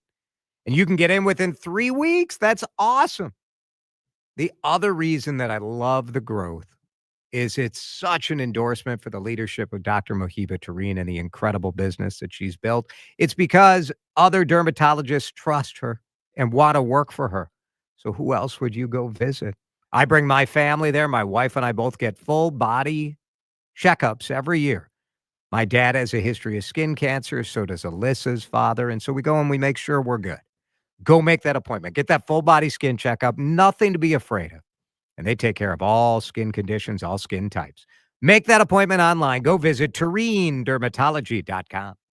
When Minnesota's chill starts creeping near. And your furnace groans, get me out of here. Don't panic, don't fret. There's no need to freeze. Apollo's got your back, fixing furnaces with ease. For just $59, we'll give it a check. Make sure it's not a complete frosty wreck. And if it's kaput, don't despair. For $65 a month, get a new furnace with flair. So before your home turns into an icy igloo, call Apollo and we'll come right through. Visit callapollo.com and beat the freeze. We'll keep you toasty with effortless ease. As of 9 a.m. this morning, our EV trucking company is officially in operation. Andrew's zero-emission trucks are driving the transportation category forward. We'll make driving safer, easier, and less stressful.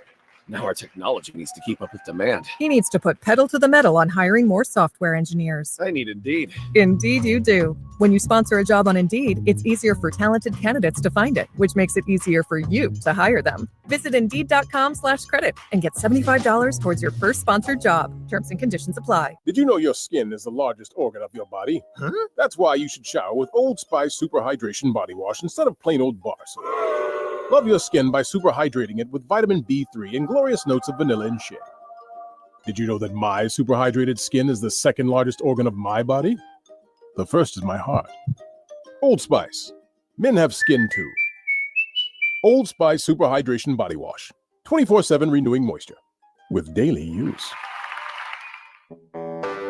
When you're hiring, have you ever felt like you're missing out on meeting truly great candidates for your roles? It seems impossible to find them, but they have to be out there somewhere, right? Well, they're not hard to find when you know where to go, and that place is ZipRecruiter. And right now, you can try ZipRecruiter for free at ZipRecruiter.com/free. ZipRecruiter helps 10 million people with their job search every day. And because these people are actively looking for jobs just like yours, it's easy to find the right person right away. In fact, 4 out of 5 employers who post on ZipRecruiter get a quality candidate within the first day. But if you're not using ZipRecruiter, you're missing out. So see what it's like when the impossible is easy. When you go to ZipRecruiter.com/free right now to try ZipRecruiter for free. Once again, that's ZipRecruiter.com/free. ZipRecruiter.com/free. Never miss out on great candidates with ZipRecruiter. This is Drive Time with DeRUSHA. You look like maybe you're about to recite some poetry or sit in a corner with a little glass of wine and pontificate about something. Yeah? Yes, very debonair. On News Talk 830 WCCO.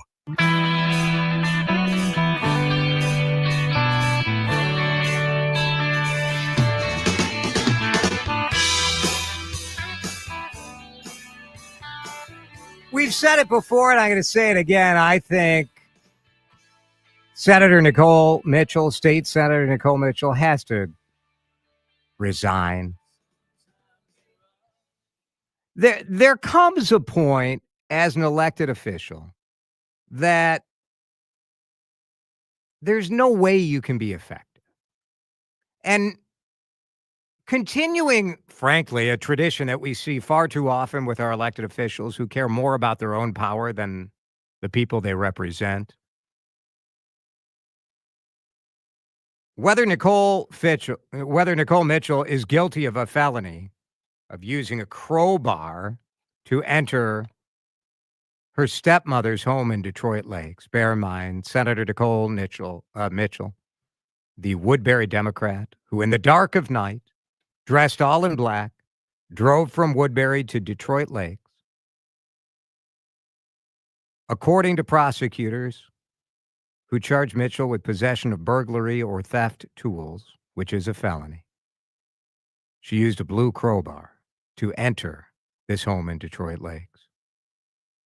She had 3 hours in that car to decide what the right thing to do was, and she made the wrong decision, and whatever. She can give whatever. I don't even care. Who cares what her justification is? Please give me one legitimate justification. Let's all brainstorm together. Oh, okay. The house was burning down. No one else in Detroit Lakes could get into the house, and she drove from Woodbury to save the day. Okay, that would be fine. No other reasonable justification why. Or maybe the dog was dying inside the house and the furnace wasn't working. It was really cold, and she broke in the house to save the...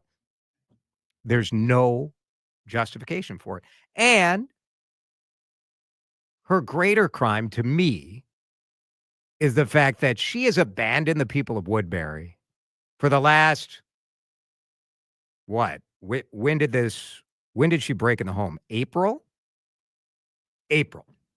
So we're coming up on a year where she was an elected official and absolutely impotent to represent her people. Nicole Mitchell's supposed to get up and she's going to propose a piece of legislation.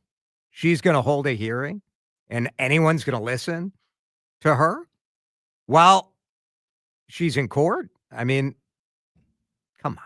Well, that's, it's just awful. It's such a power grab and it's ridiculous. You'll get on the text line, I'm sure, if we haven't already got it, that, innocent until proven guilty and she deserves her day in court.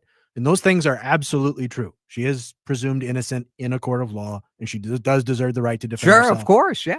She may be criminally not guilty. I have no idea. That's just it. Nobody does. But I don't care. Your point is the salient one, which is not this isn't about whether she's criminally guilty or not. This is about how effective can she be as a state senator while she has to deal with all of this.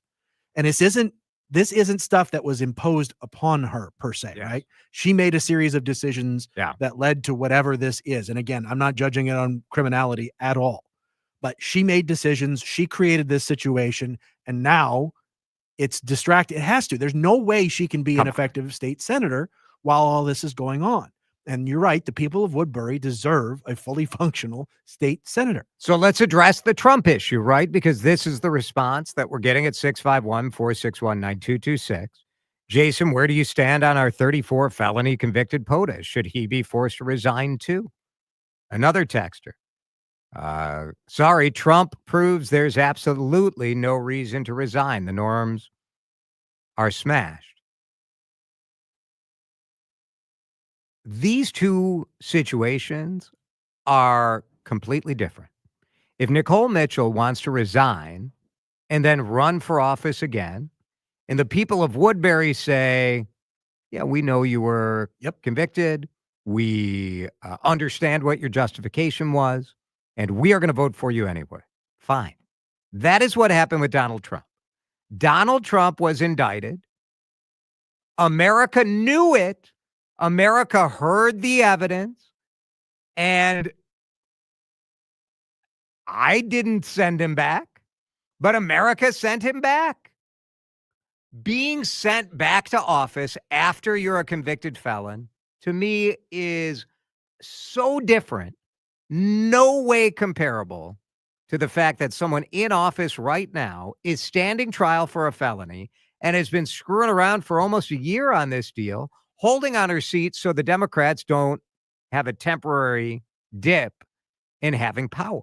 Now, if Nicole Mitchell had any conscience, and the DFL called for her to step down. She could have stepped eventually. Down. Of course, they waited till it was convenient. Yeah. She could have stepped down at the end of last session. They could have called a special election. And yes, Woodbury probably would have elected another Democrat to replace her, and all would be fine. So why didn't she? Because she's a typical politician who doesn't want to give up her power. And she also knows full well that she is going to have a real hard time finding a regular job after this trial, right? This, and a texter also pointing out, Trump's prosecution was totally politically motivated, which I would say some of the Trump multiple prosecutions were politically motivated. I would also say Donald Trump has a unique ability to put himself in the crosshairs and do things that are illegal. So I'm not crying for Donald Trump, but Nicole Mitchell's, come on, she broke into somebody's house. Like, this is different from like falsifying tax returns or whatever. Falsifying business records, the other thing for the, come on. It's just also, do we always have to do this? Well, Trump's a dummy, so is she can be a dummy too. Well, and that's the hypocrisy on the left, right? Give me a break. They want to hold the president to a certain standard, and then when he fails to meet it, say, well, then we're not going to hold it either. Well, if you want to hold him, if you want him held to a certain standard, then you have to rise above and be better than that. Yeah. Otherwise, you're just playing politics and being as hypocritical as the other side is. I understand the idea that she didn't resign as the Democrats were trying to hang on to the trifecta. You cannot love that, but you also can understand that you were in a one-vote situation and you're trying to pass your legislation. And so sometimes you could just stand up and say, look, we know this is sort of kind of gross, but real politic, man. Like, we're trying to get our agenda done, and this is what we have to do. And I would say, you know what? Thank you for being honest for once. You're like, that is what happened there. But the fact that she didn't resign at the end of the session, she continues to hang on to it. Another felony charge added yesterday or today. Come on. And for those of you who are defending her, look in the mirror. Like, what are you doing? And for the texter who wants to know which Trump prosecutions were politically motivated, the prosecution from the New York Attorney General, which the previous New York Attorney General said there wasn't enough evidence for. The Alvin Bragg prosecution was 100% politically motivated. I also will say that politically motivated prosecutions aren't necessarily, doesn't mean you're innocent.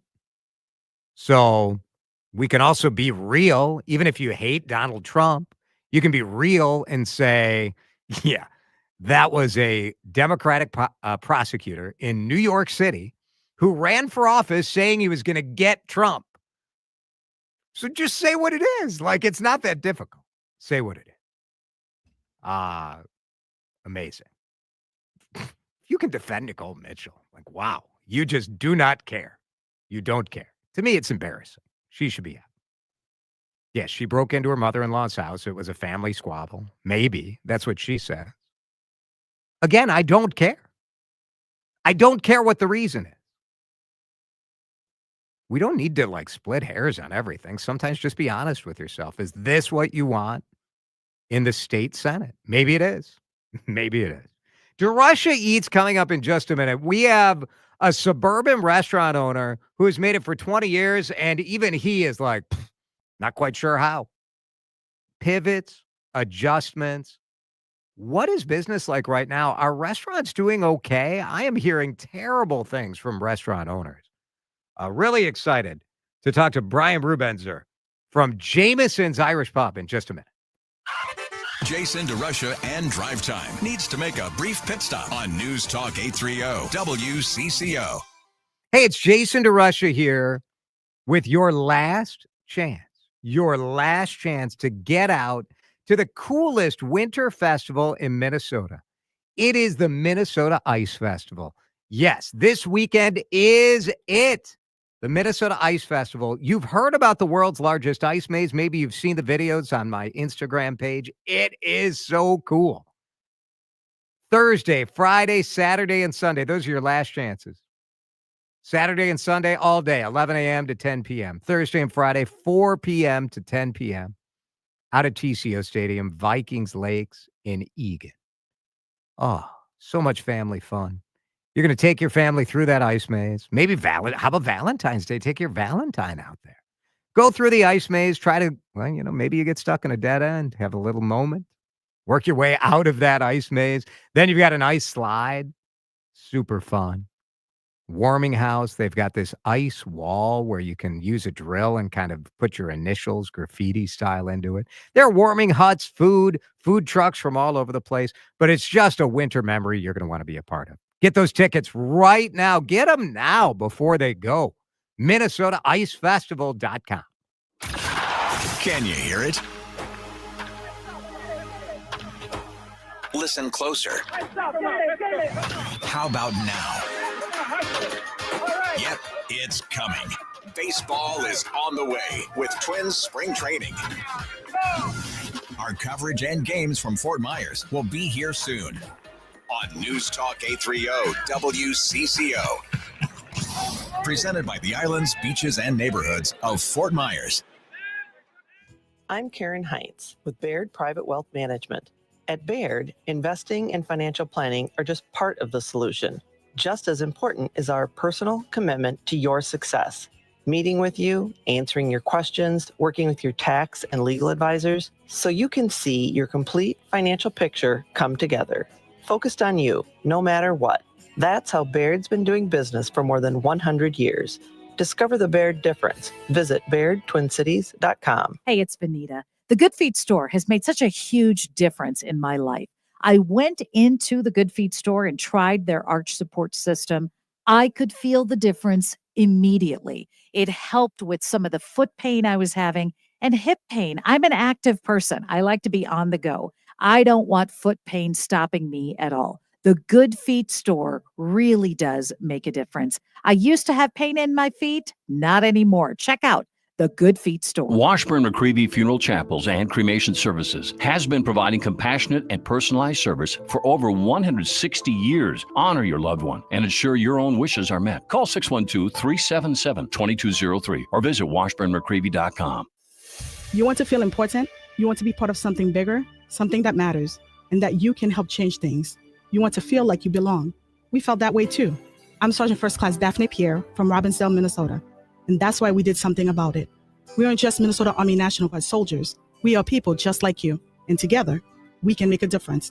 Take on your legacy. Visit nationalguard.com/MN to find out more. Sponsored by the Minnesota Army National Guard, aired by the Minnesota Broadcasters Association and this station. Do you have cracks in your basement walls, bowing walls, or settling foundation? Standard Water Control Systems is the #1 basement foundation repair contractor in Minnesota and Wisconsin. With highly trained teams of veteran employees and no subcontractors, Standard Water can repair your basement foundation. Need basement waterproofing? Standard Water has installed over 25,000 waterproofing systems since 1977. Locally owned with a 4.9 Google rating, you can't go wrong. Schedule your free foundation consultation at standardwater.com. At the University of Minnesota, our goal is to make sure what happens in Minnesota doesn't stay in Minnesota, because the discoveries we're making have implications for the health of the world. From the cancer-detecting AI model we built in Rochester, to how we're redefining mental health in Morris, to breakthroughs we're making in Crookston, Duluth, and the Twin Cities. Our discoveries start here, but they make the world healthier everywhere.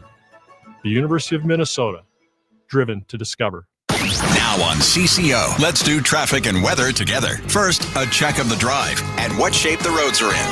You can find the roads to be in good shape, no real problems there. If you're going to be traveling in the system, you will find your slowdowns in place. Traveling West 94 as you come in from Riverside into the Larry Hall Tunnel. South 94 jamming up 55 into the Tube as well. Traveling North 169, got your heavy stuff there, 394 to Medicine Lake Road. Trey Peterson, News Talk 830 WCCO. Forecast time with an update on current conditions and a quick look at what's ahead the next few days. Boy, it's cold out. It was cold overnight. It's going to be cold again tonight. How cold? Here's Chris Schaefer. Not quite as cold tonight, but still cold. Falling back to 2 below. There is a cold weather advisory basically across northern Minnesota where it could feel like 30 to 40 below by tomorrow morning. Tomorrow during the day, light snow expected in south central and southeastern Minnesota. Most of it will miss us. We might see a few flurries with a high of 11. Sunshine returns Thursday, a better chance of snow here in the metro on Friday. All right, the sun is still out, sort of, but the temperature is about to plummet. Right now it's 4 and cloudy on CCO. Drive Time with DeRUSHA is getting rolling again. Perfect. On News Talk 830 WCCO. DeRUSHA. He has the eats. Nobody brings you the Twin Cities restaurant scene like our favorite foodie. Now, Jason explores some of the great chefs, owners, and stories right in our own backyard as Drive Time transitions into DeRUSHA Eats. And DeRUSHA Eats is brought to you by the Minnesota Pork Board and our friends at Surdix. Today, we are going to talk to a restaurateur who has been just surviving and advancing. Put it that way. Is that a fair way to describe what you've been doing? Brian Rubenzer. Surviving and advancing is a good way to put it. Brian Rubenzer has been in restaurants for how long? I started at 14 years old. Actually got fired from my first job because I was only 14. But I loved the restaurant. Did you lie to get your first job? No, actually, I was honest on the application, but when they did the first payroll, they realized I was only 14 and let me go. But and I'd had to go. Well, I got like a $240 paycheck, so that was pretty good at 14. Yes, that's right. My youngest works at a restaurant in Maple Grove. Oh, nice. And he started at 15. Okay. Pretty young. Yeah. Yeah. It's in your blood at that age, I hope it's not in his blood, Brian. I don't want this kid going into restaurants. Would you tell someone today to go into the restaurant business? What got me into the restaurant business, I guess one of my first cooking jobs was Pizza Hut, and it was all you could eat pizza and pop, so as a young kid, that was with the big red plastic cup. Yeah, and it was beautiful. I miss the sit down Pizza Hut. Yeah, so do I. That's a good pizza. It is. Yeah, I never got sick of that pizza. I worked at a lot of restaurants. You get sick of the food, but you started cooking at Pizza Hut. Yeah, I started at when I was 14 at Carpenter, or I'm sorry, Spinnaker's, which is now Rudy's in White Bear Lake. I kind of worked my way around Hugo and White Bear, and then I landed a job at Red Lobster. From Red Lobster, I went to Decoys in White Bear Lake, and then I was cooking, and a guy, his name was actually Guy, said he's going to chef school. I go, why the hell would you go to chef school? He's like, well, you make more money. I'm like, really? You can make money being a chef? I didn't realize that was a thing.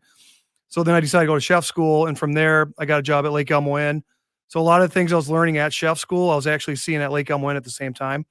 Like making consomme. I was making consomme in chef school. I'm like, where am I ever going to see consomme in the real world?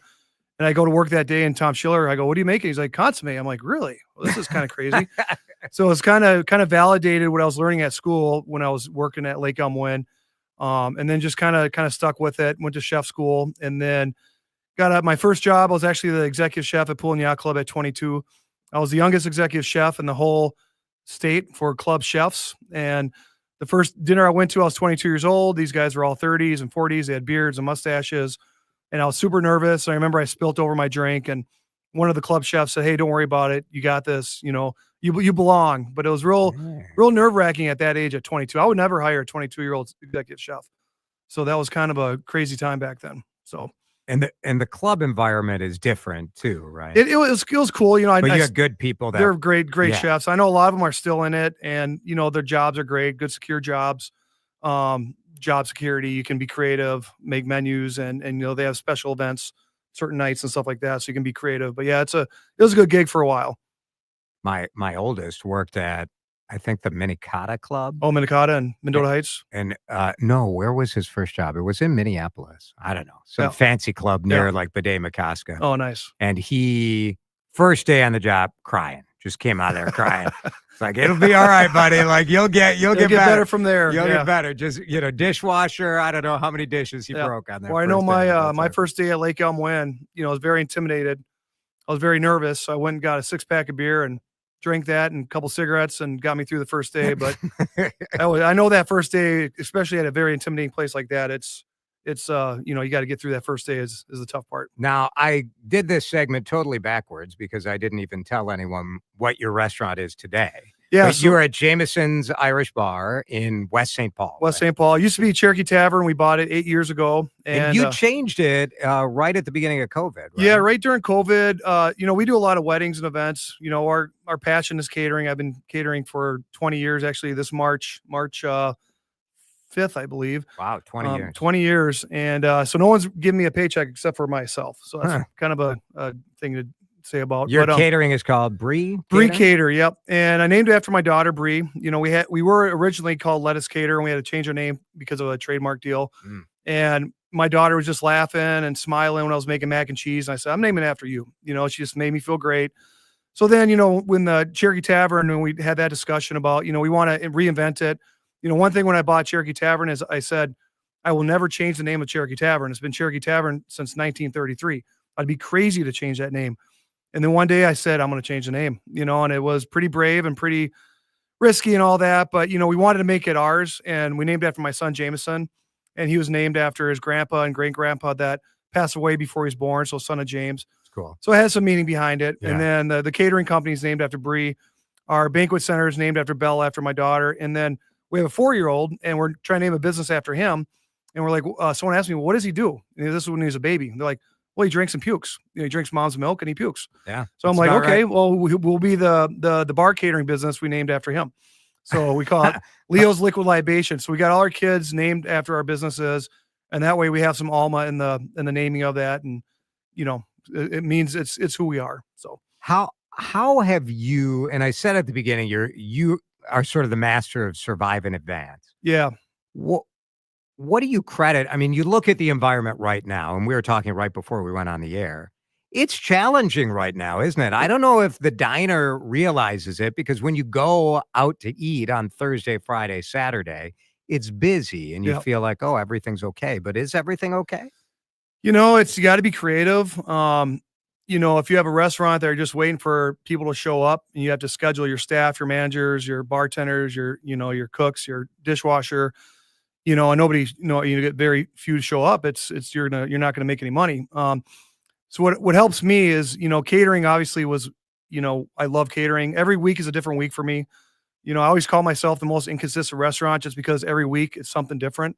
Last Tuesday we had a espresso martini competition with Jameson liquor. I've catered for cage fighters in a octagon before. I've catered in mansions and caves. So the catering part really keeps me interested. That's why I haven't got bored of it. A lot of chefs get bored after a couple of years, but with our business, we have a lot of different avenues. We have different groups that come in. We do offsite. I cater for St. Thomas Academy hockey.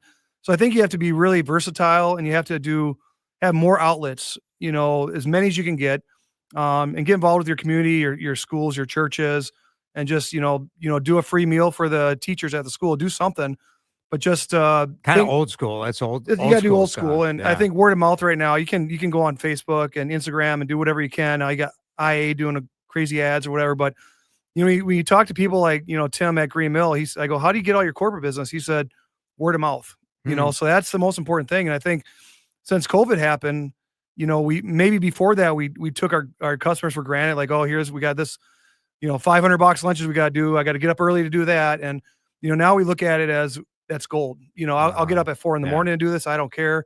Every customer matters so much more now than it ever has. What do you think is a bigger factor in changing kind of the reality of running a business right now? On the one hand, I think people eat out a little differently post-COVID. There's more delivery. There's more, maybe less enthusiasm about leaving the house. On the other hand, the cost of labor. Now, restaurant owners are often hesitant to complain about it, because it sounds like you're saying you don't want to pay people. But there is a reality that the cost of labor is way higher than it used to be. Yeah, and it's, I'll get one of my food costs and insurance and blah, blah, blah. Insurance It's is all another up. thing. Everything just keeps going up. But, it's funny because, a cook will say, hey, the cost of living's gone up. I need a raise. I'm like, yeah, the cost of living's gone up for me too. Right. So right. you're It's trying, just the reality. It's just a reality. So you try to figure it out. But, I think it's real important if you own a restaurant to be if you're a chef and you own a restaurant, you can always jump in the kitchen. So, I mean, sometimes if you have these cooks that are high paid cooks, they're great cooks, and you want to keep your restaurant consistent, you don't want those cooks to leave.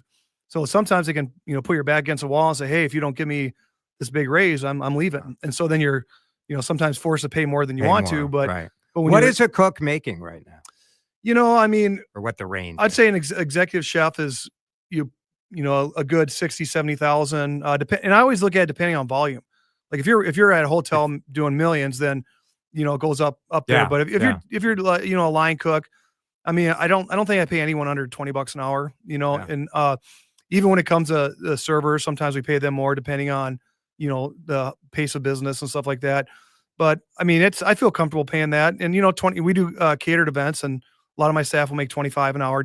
Hopefully they're not all listening right now. Right. All right, let's take a break. We'll come back. I want to know 3 restaurants, because West St. Paul, I think, is a little slept on, like that part of town. So we'll get 3 restaurants Brian Rubenzer from Jameson's likes to go to. Drive Time with DeRUSHA Eats coming back in a minute.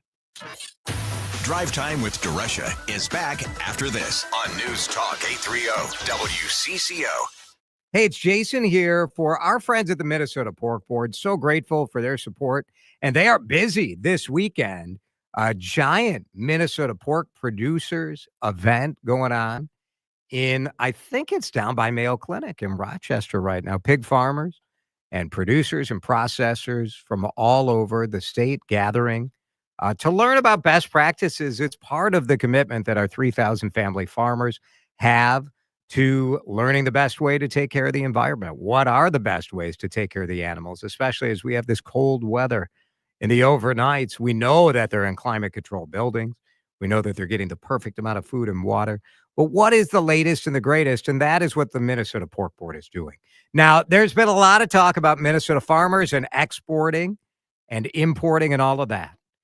And what I always say is the best thing you can do to support your Minnesota family farmers is to make sure you look for Minnesota products. So when you're at your grocery store, take a look. Is that pork coming from Minnesota farmers?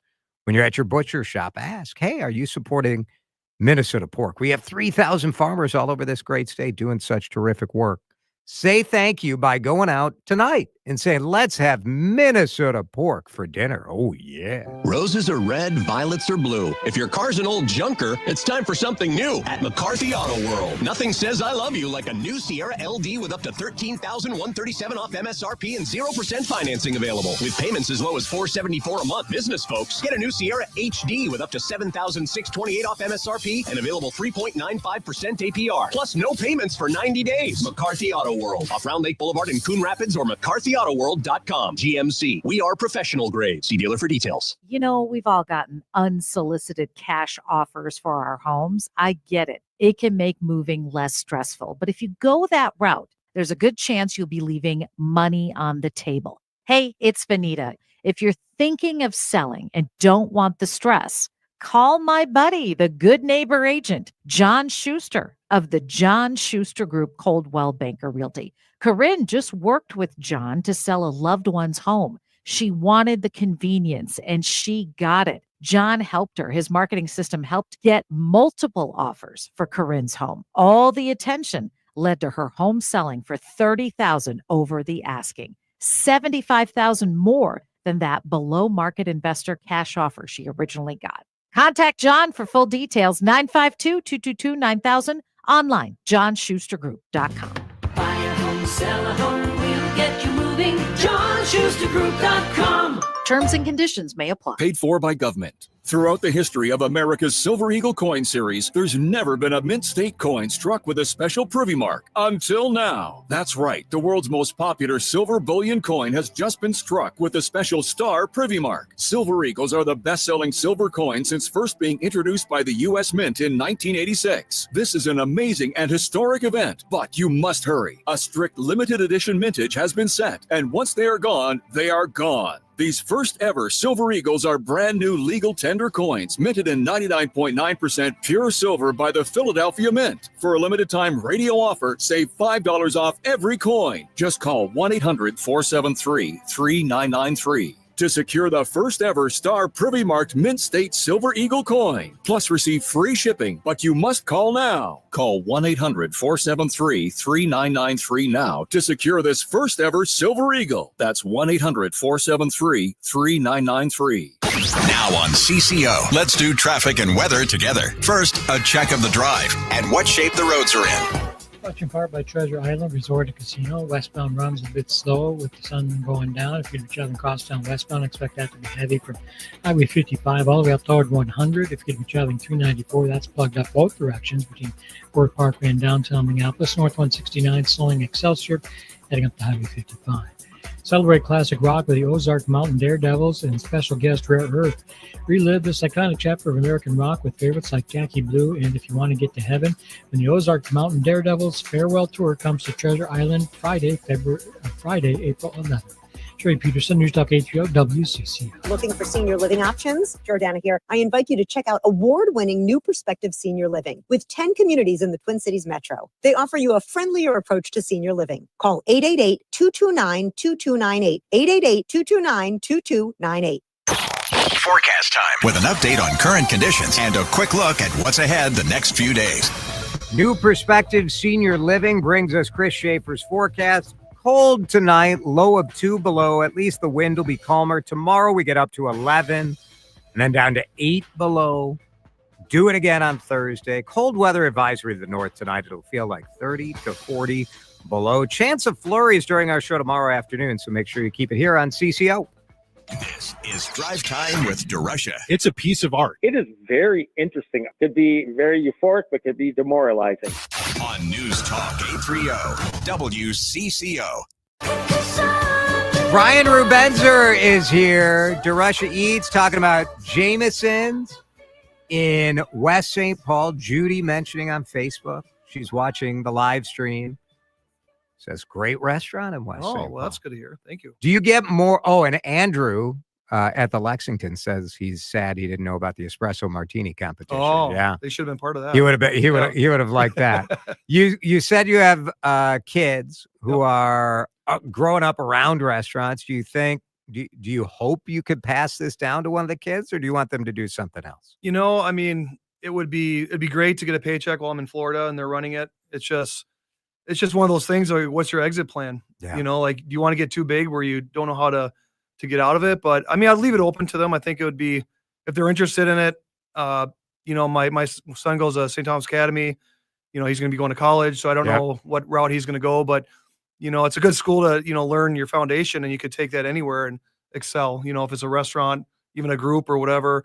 So we'll see what happens, but it's a cool thing about having kids is everyone's a little different, and, kind of see maybe my daughter Bree, she's the one that likes to cook, or Leonardo, the 4-year-old, gets mad if I don't, include him on making salsa or whatever. So we'll see how that develops, but the ones that you don't expect that to be the chef will probably end up being the chef, We always ask our guests 3 restaurants they like to visit. Now, you're in West St. Paul, which, of course, is south of St. Paul. Yep. Always confusing. It is a little bit. Do you have a place in your right there in West St. Paul that you like to pop in? Yeah, I mean, I like going to we go to Fireside, we go to Boulevard, Gallagher's is nice, Tappers. I like, all the small family. Yeah. I love Moscow on the Hill. If I just up the hill. I mean, you are so close to downtown. Well, yeah, we're legit. You're like 2 across miles. the bridge from We're across the bridge. Mancini's, right? Exactly. Like you're right there. Yeah. So, Moscow on the Hill is nice. You better be ready to drink some horseradish vodka. And it's very good. It's very good. Yeah, Yes. that Palmani is excellent.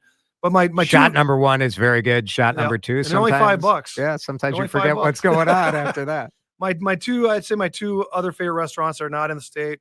My one ultimate is Mrs. Wilkes in Savannah, Georgia, and that's old boarding house. Nice. And it's like the only one that survived, but they do all family style. So when you walk in there, they bring out like 20 some courses. It's pretty fantastic. And then I got to give a shout out to Pancho Tacos in Puerto Vallarta for the, what do you call those pork tacos? El Pastor. El Pastor, yeah. Very good. With pineapple. Brian, you were great. I know you're a little nervous. You didn't sound nervous. You killed it. No, you made it good for me. So go visit Brian at Jameson's Irish Bar in West St. Paul. DeRUSH Hour News coming up in a minute.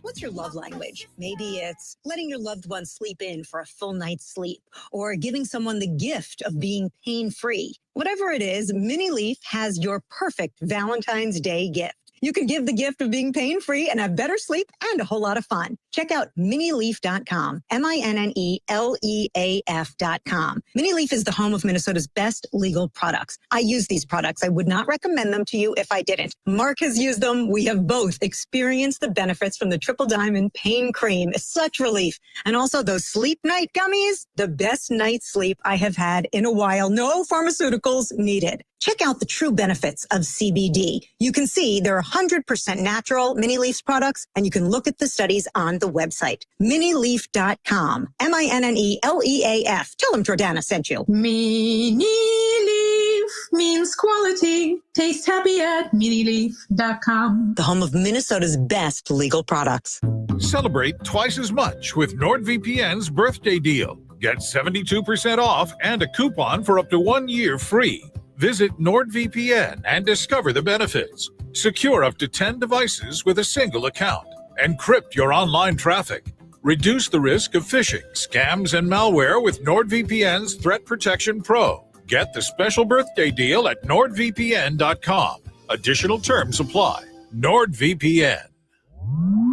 Seems everything costs more these days. Gas, groceries, and when's the last time you checked your wireless bill? Yikes. When it comes to big wireless, if you're staying, you may be overpaying. Here's how to get the same fast, reliable nationwide coverage without the big wireless bill. Switch to Consumer Cellular. Plans start at just $20 a month, and that's not a short-term promo. Our U.S.-based experts will get you switched and saving in about 20 minutes. Call 1-888-FREEDOM or visit consumercellular.com and start saving today. Plans include $5 credit for auto pay and e-billing. Consistent updates in a constantly changing world. News Talk 830, WCCO, 1029 KMNB HD2, Minneapolis, St. Paul. Streaming live on the free Odyssey app. This is CBS News on the Hour, sponsored by O'Reilly Auto Parts. I'm Cammie McCormick. More than 50 million Americans are preparing for a winter blast as best they can. Definitely picked over. The shelves are picked over. Lots of juice gone, no eggs. Almost every customer is coming in is looking for salt. This time of year, that's helped a lot. Meteorologist Zoe Mintz. This first one continues to make its way across the southern United States over the Appalachians and a little bit of snow with that system. But it's a secondary system that's going to bring a lot more snow up across the Midwest, across the Northeast. President Trump signed an executive order today to continue downsizing the federal workforce. That is, an appeals court refused for now to halt an order requiring him to unfreeze all federal funding. It seems hard to believe that judges want to try and stop us from looking for corruption, especially when we found hundreds of millions of dollars worth, much more than that, in just a short period of time. Trump wants federal agencies to plan for large-scale reductions in their workforce. Trump met earlier with Jordan's king, insisting Palestinians must be moved from Gaza while it's rebuilt. He wants Jordan and Egypt to take them in. They only want to be on the Gaza Strip because they don't know anything else. They never had an alternative. Correspondent Weijia Jiang. Gaza is a sovereign territory. The U.S. cannot just go around the world and take control of areas that it wishes to. And so the president did not explain why he thinks he can do that. The ceasefire between Hamas and Israel also appears in jeopardy, with Israeli Prime Minister Netanyahu warning today if Hamas doesn't release hostages on Saturday, Israel's military is prepared to resume fighting. In what could be a thaw in relations with Moscow, Russia has released an American teacher deemed wrongfully detained. Mark Fogel was serving a 14-year sentence. His family says he was arrested after traveling with medically prescribed marijuana.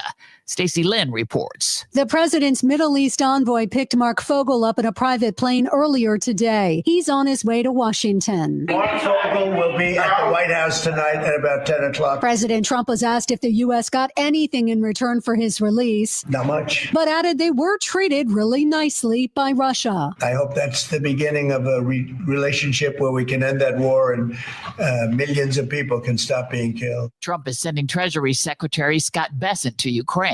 New York City Mayor Eric Adams thanked the Justice Department for ordering a halt to his criminal corruption case. Now we can put this cruel episode behind us and focus entirely on the future of our city.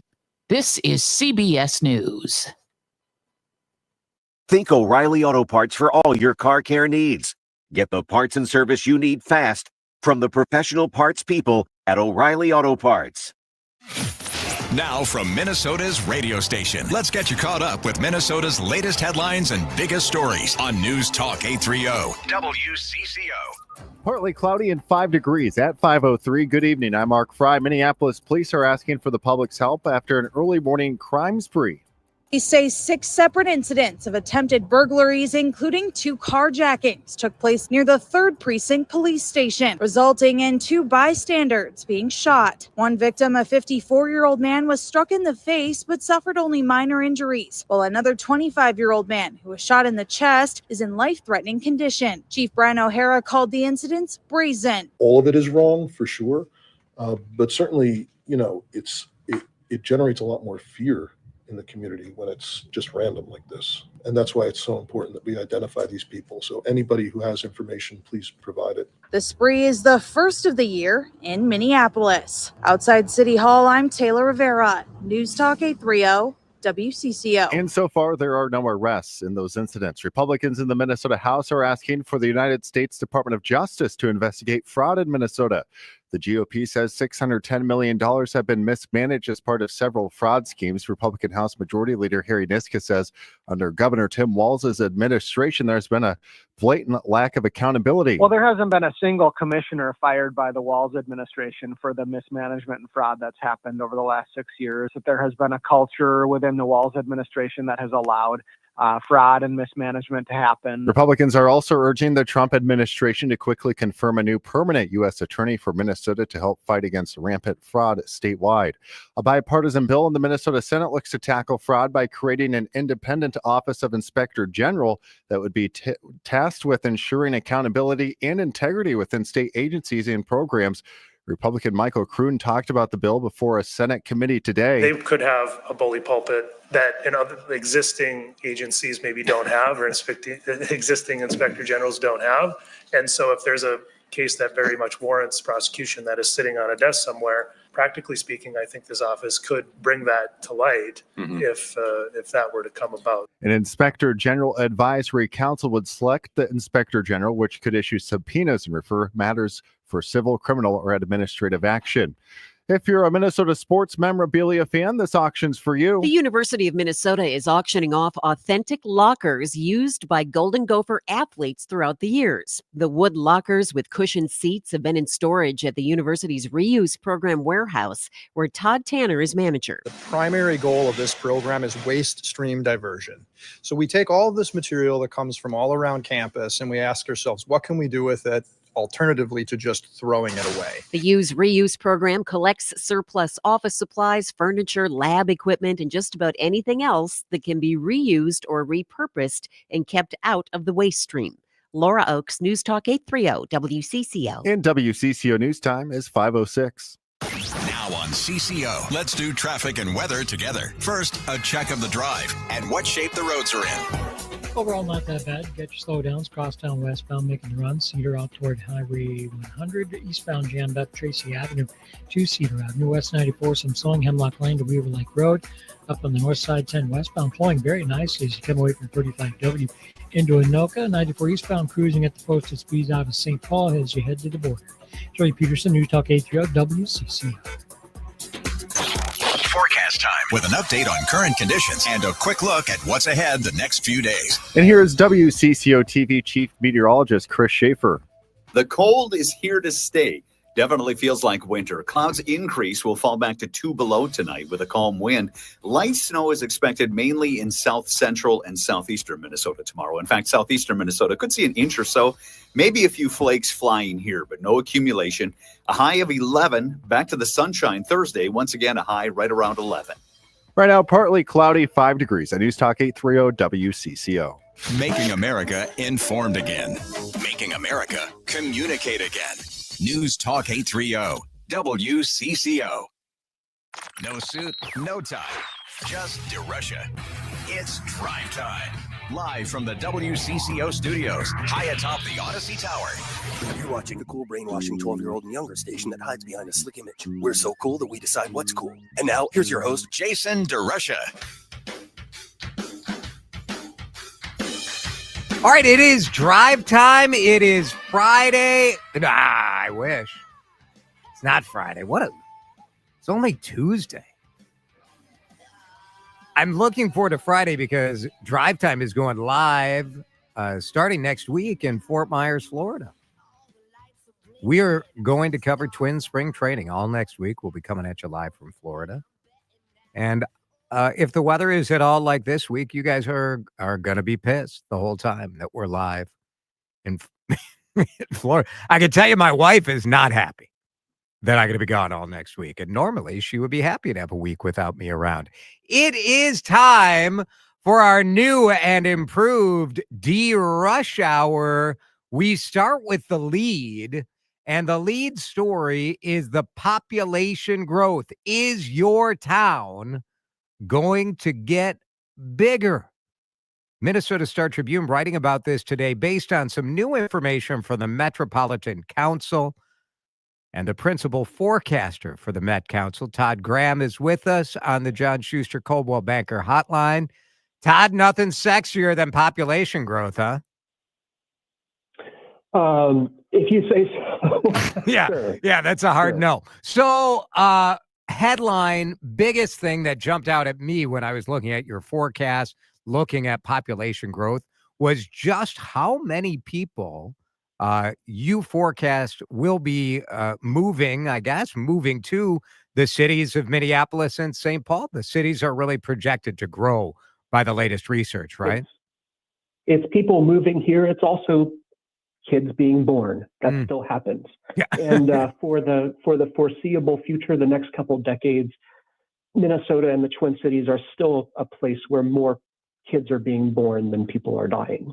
We're still on the positive side of that. The projection for Minneapolis would be about 451,000 by 2030, but by 2050, 514,000. Do you think that is maybe a rebound in the birth rate, or do you think that is just some maybe natural return to the cities? What kind of goes into that? We start with the regional number, which is the region growing by 650,000 additional residents. Mm-hmm. And then there's an allocation, locating that growth to where we expect it to happen. And this is households choosing where they want to live, and also developers making the decisions of where they can put new housing, where they're going to fit it in, where it makes sense. So Minneapolis still does have this capacity to add apartment towers, and is still the big leader in the region for adding apartment towers and that kind of housing. So all told, the growth that we expect in Minneapolis is, I think, just Minneapolis and St. Paul together is maybe 19% of all the growth in the region. So a lot of households are choosing other places to live, but still there is room for Minneapolis to grow. I, of course, on this tool they created at the Minnesota Star Tribune, I put in I have two towns. I'm in Minneapolis and Maple Grove now, but I put in Maple Grove, and the growth out there is still significant land in our kind of second ring Twin Cities suburbs. And you look at Maple Grove by 2050 being, potentially a 90,000 resident community. That is quite something, I think. Yes, we are seeing growth in the center of the region, like you brought up, but also there's growth happening around the edges as the developed core of the region slowly grows outward. And so some of the real growth leaders are on those edges. Like Carver, or if you wanted to look at it in like percentage terms, Victoria and Carver City in the Southwest are more than doubling in size. Yeah. Dayton and Corcoran in Northwest Hennepin County are more than doubling in size. Overall, if you wanted to put go it ahead. in terms of thousands of households, who's gaining the most households, it is places like Maple Grove and Shakopee and Lakeville and Woodbury. So interesting. I love this stuff because these forecasts, it's so important for planning and figuring out, like, all right, do we have the infrastructure in place? Do we have the right land use policy? Like all of this, it sounds kind of boring, but it is really the most significant stuff that sort of charts the future of where we all live.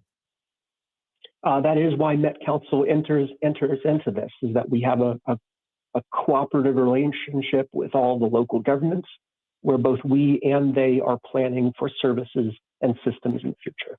Pretty cool stuff. Todd, thank you so much for spending a little time with us today. We appreciate it. Sure, Jason. Have a good afternoon. That is Todd Graham, the principal forecaster for the Met Council. Time for a zoom on in to story number 2 in the lead here on the DeRUSH Hour. And that is a third term for President Donald Trump. Come on. President Trump, no. The Constitution is clear. But Donald Trump continues talking only 8 days after he started his second term. He continues saying, wouldn't that be something? Wouldn't that be something? Is this an accident? What is going on? We ask our political analyst, national political analyst, Chris Cillizza. It is remarkable how much he talks about it. Number one, especially given that he's less than a month into his second term, how much he talks about it, and how willing Republicans are to sort of allow that talk and to further it, whether it's introducing legislation, whether it's saying we need to change the 22nd Amendment. And then third, I think it really is a push to try to keep him from being a lame duck. And for him, keep the option open in the event that there is a 2/3 majority in the House and Senate and 3/4 of the state legislatures that will change the Constitution. Again, I don't think it's going to happen, but it's worth noting that he keeps bringing it up. That's what is significant. And maybe this is just theater. Maybe this is, they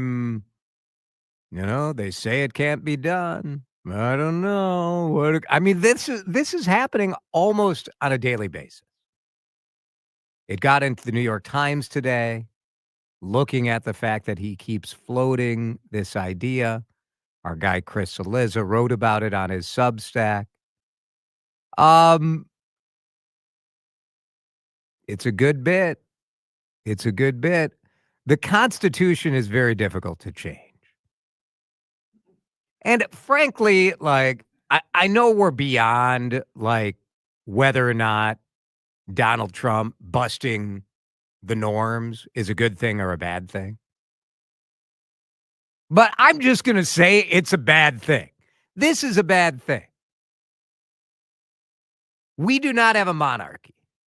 We do not have a king who can come in and say they say I can't run for a third term. We'll see.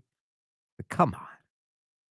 Donald Trump, part of, I think, the magic of the potential of him in this second term is that he doesn't have to run again. Right? Isn't that what people wanted? That he's untethered, unhinged, doesn't have to kiss butt to keep going. He can do really what maybe he was held back from doing. I'm not saying whether that's good or bad, but I do think that was, I think flouting the Constitution is bad. I think doing things that are illegal is bad. I think freezing federal funding when you have no authority to do that is bad. And I think voters, part of what they liked with the Trump Part 2 was the fact that he's not going to have to run again. He's really going to be able to do it. Shockingly, I think the president wants it both ways, right? Where he wants the freedom of not having to pay a political price for whatever he's going to do in office right now, along with the idea that at the end of the term, when he becomes more of a lame duck, he doesn't want to have to deal with that either. So I want the freedom, but I don't want the lame duckness. So I'm going to keep this idea of a third term, which constitutionally simply cannot happen. He wants to keep that alive, right? Start with the fact, and Chris mentioned the numbers, right? Start with the 2/3 of the House and the Senate having to pass this thing. Right. That's the end of the movie right there. There's zero chance that the current structure of the House and the Senate, that you're going to have 2/3 of them voting for a constitutional amendment to allow a third term for this president. It absolutely won't happen. Never mind the part about 3/4 of the states ratifying. You're not even going to get to that point. So is he just joking? Sort of like, ha, ha, ha? Maybe. But the fact that it keeps coming up over and over again, to me, made it worth discussing because it's not going to happen. It shouldn't happen. And the fact that, this is his power. The fact that Republicans are entertaining the idea that, you know what, maybe we should change the Constitution. Again, give me a break, but you got to kiss the ring. Well, that's just it. Again, he wants it both ways, right? Yeah, no, I'm just joking. Unless Wink, you're wink. serious. Yes. Unless you really want to do it for worst. me. But no, I'm just joking. But if you really wanted to change it's the worst. But that's part of the genius of President Trump. Is his ability to find that, somehow thread that needle. One more story before we move on to page 2, and that is this question. Is 59 degrees too cold on your thermostat for the overnight? We started our first hour talking about the thermostat setting because, again, tonight we are getting down to 2 below. Tomorrow we'll get down to 8 below. And if you are Alyssa and Sam DeRUSHA in the overnight hours, our house goes to 59 degrees. Dan Cook in the overnight hours, you get down to? I don't know, but it's not 59 degrees. It's much warmer than that. You have some sort of 1970s thermostat. It's 60s. It's building was built in the 60s, and I'm pretty sure the thermostat was original. You could swap it out, right? I've asked, actually. And they said no. It might actually destroy the entire heating system in your given the age of this building, not saying it burned the place down, but lot of negativity towards my 59 degrees. What I do is I just put on an extra sweatshirt. What's the big deal? We're trying to save some money. Do you know how little I get paid here at WCCO Radio? I mean, times are tough at the DeRUSHA house. We're scraping by. What temperature do you keep the thermostat at the condo across the street? Well, you know, they pay for Oh, they pay for that. utilities. Okay, yeah, then, That's none of my business. None of my business. I mean, depending on who I'm talking to, the reason I keep the thermostat so low, it's my commitment to the environment, Dan. I'm trying to leave our planet in better shape for our next generation. So it's money and the environment. 59 is, well, I think my dad would be proud of me. My dad kept the thermostat at sort of refrigerator adjacent temperatures. So for me to go to 59 degrees, I feel like I've done Gary DeRusha proud. Throw an extra blanket on tonight. In just a minute, we will have page 2, DeRUSH Hour Headlines, continuing with a look at the most expensive concert ticket in state fair history. And your chance, you've got a chance with all the money you're saving on heating. Maybe you can buy a Italian restaurant. We'll talk about that coming up. More Drive Time with DeRusha is on the way following these messages on News Talk 830 WCCO. I'm Karen Heinz with Baird Private Wealth Management. For many of us, life is busy. Balancing family, career, friends, and community, plus finding the time and focus to keep your family's financial plan on track can be a challenge.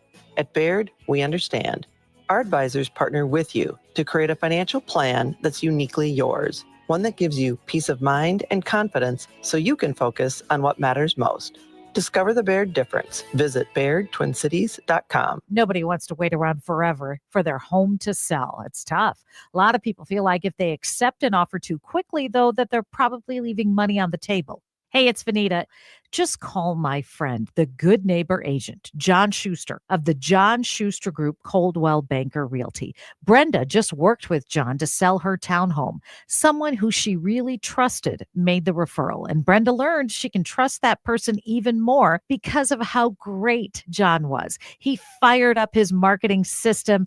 It reaches thousands of potential home buyers every single day. It took him less than 72 hours to get a handful of offers and found a buyer. Now she's one of his more than 5,000 satisfied customers. Contact John for full details, 952-222-9000, online, johnschustergroup.com. Buy a home, sell a home, we'll get you moving, johnschustergroup.com. Terms and conditions may apply.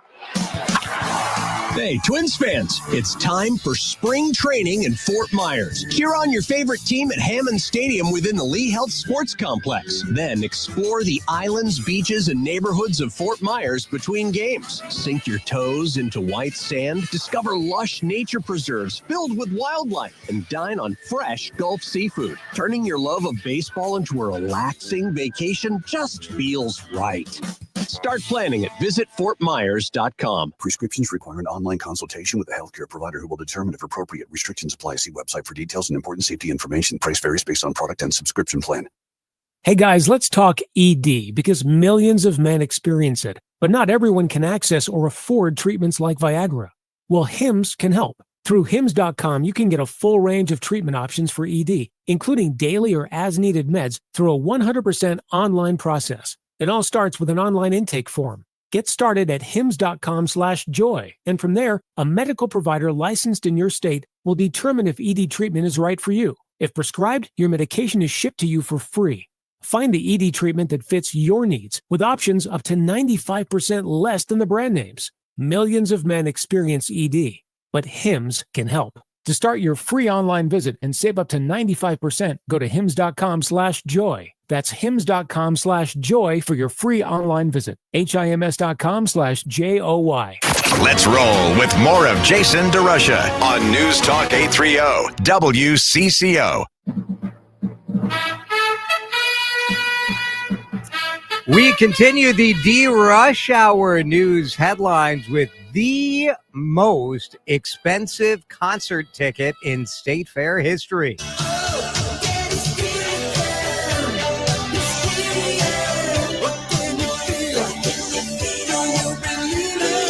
Now, when was Hysteria? When was this song out? 1987. If it were 1987, Dan Cook, would you pay whatever the highest ticket price? Well, would you ever pay to see Def Leppard? I would. Yeah.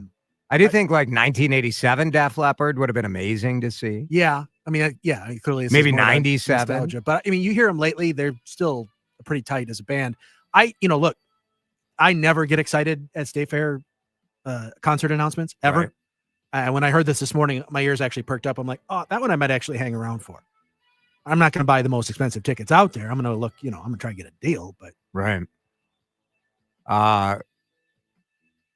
Ross Rahalia with a priceless post about this on X. Ross writes, Def Leppard, whose lead singer can't sing, has set a new record for the highest price ticket, $292 at the Minnesota State Fair Grandstand. Okay, but to be fair, none of those 80s bands lead singers could really sing. I mean, come on. It's be fair, Ross. It's expensive. What, did he lose his voice? Didn't he lose his voice? No, but he hasn't lost his voice. It's just whatever No, I think he has. I think I could be wrong, but I think there's I thought there was a thing. No, not that I'm aware of. I mean, I don't know. Right, but I don't know. I think what happens to all you these think guys. Ross is just being mean? I thought all these. Guys, I thought it was mean with a little bit of accuracy. Vince Neil. I mean, Vince Neil's voice is screwed up from Motley Crue, and he never really could sing to begin with. But all these guys, they're in their 50s and 60s now, and they're all used to screaming, singing at this high pitch. Well, you can't do that at that age. So, the keys of the songs have to change, and you got to get a whole bunch of backing tracks and all that sort of stuff. But it's a nostalgia. That's what people are going for. They're not trying to hear, great fidelity. $77 is the cheap seat. They go on sale at 10 a.m. Friday. Yeah, I'm not paying that. The Jonas Brothers were the first act to top $200 for prime seats. Sure. That was in 2023. $207. And Blake Shelton and Motley Crue matched that last year, $207. But $292. Yeah. I guess if you're spending $200, you may as well spend $300. You're just throwing money around at that point. Maybe it's just corporate goons who are doing that. I don't know. A Def Leppard joins Old Dominion, and the joint bill. And this concert hits college age Jason. Yeah. Melissa Etheridge and the Indigo Girls. Oh, emo Jason? I was having a lot of feelings at that stage of life. Closer I am to fire. A lot of Indigo Girls. Will the last person in downtown St. Paul please turn off the lights?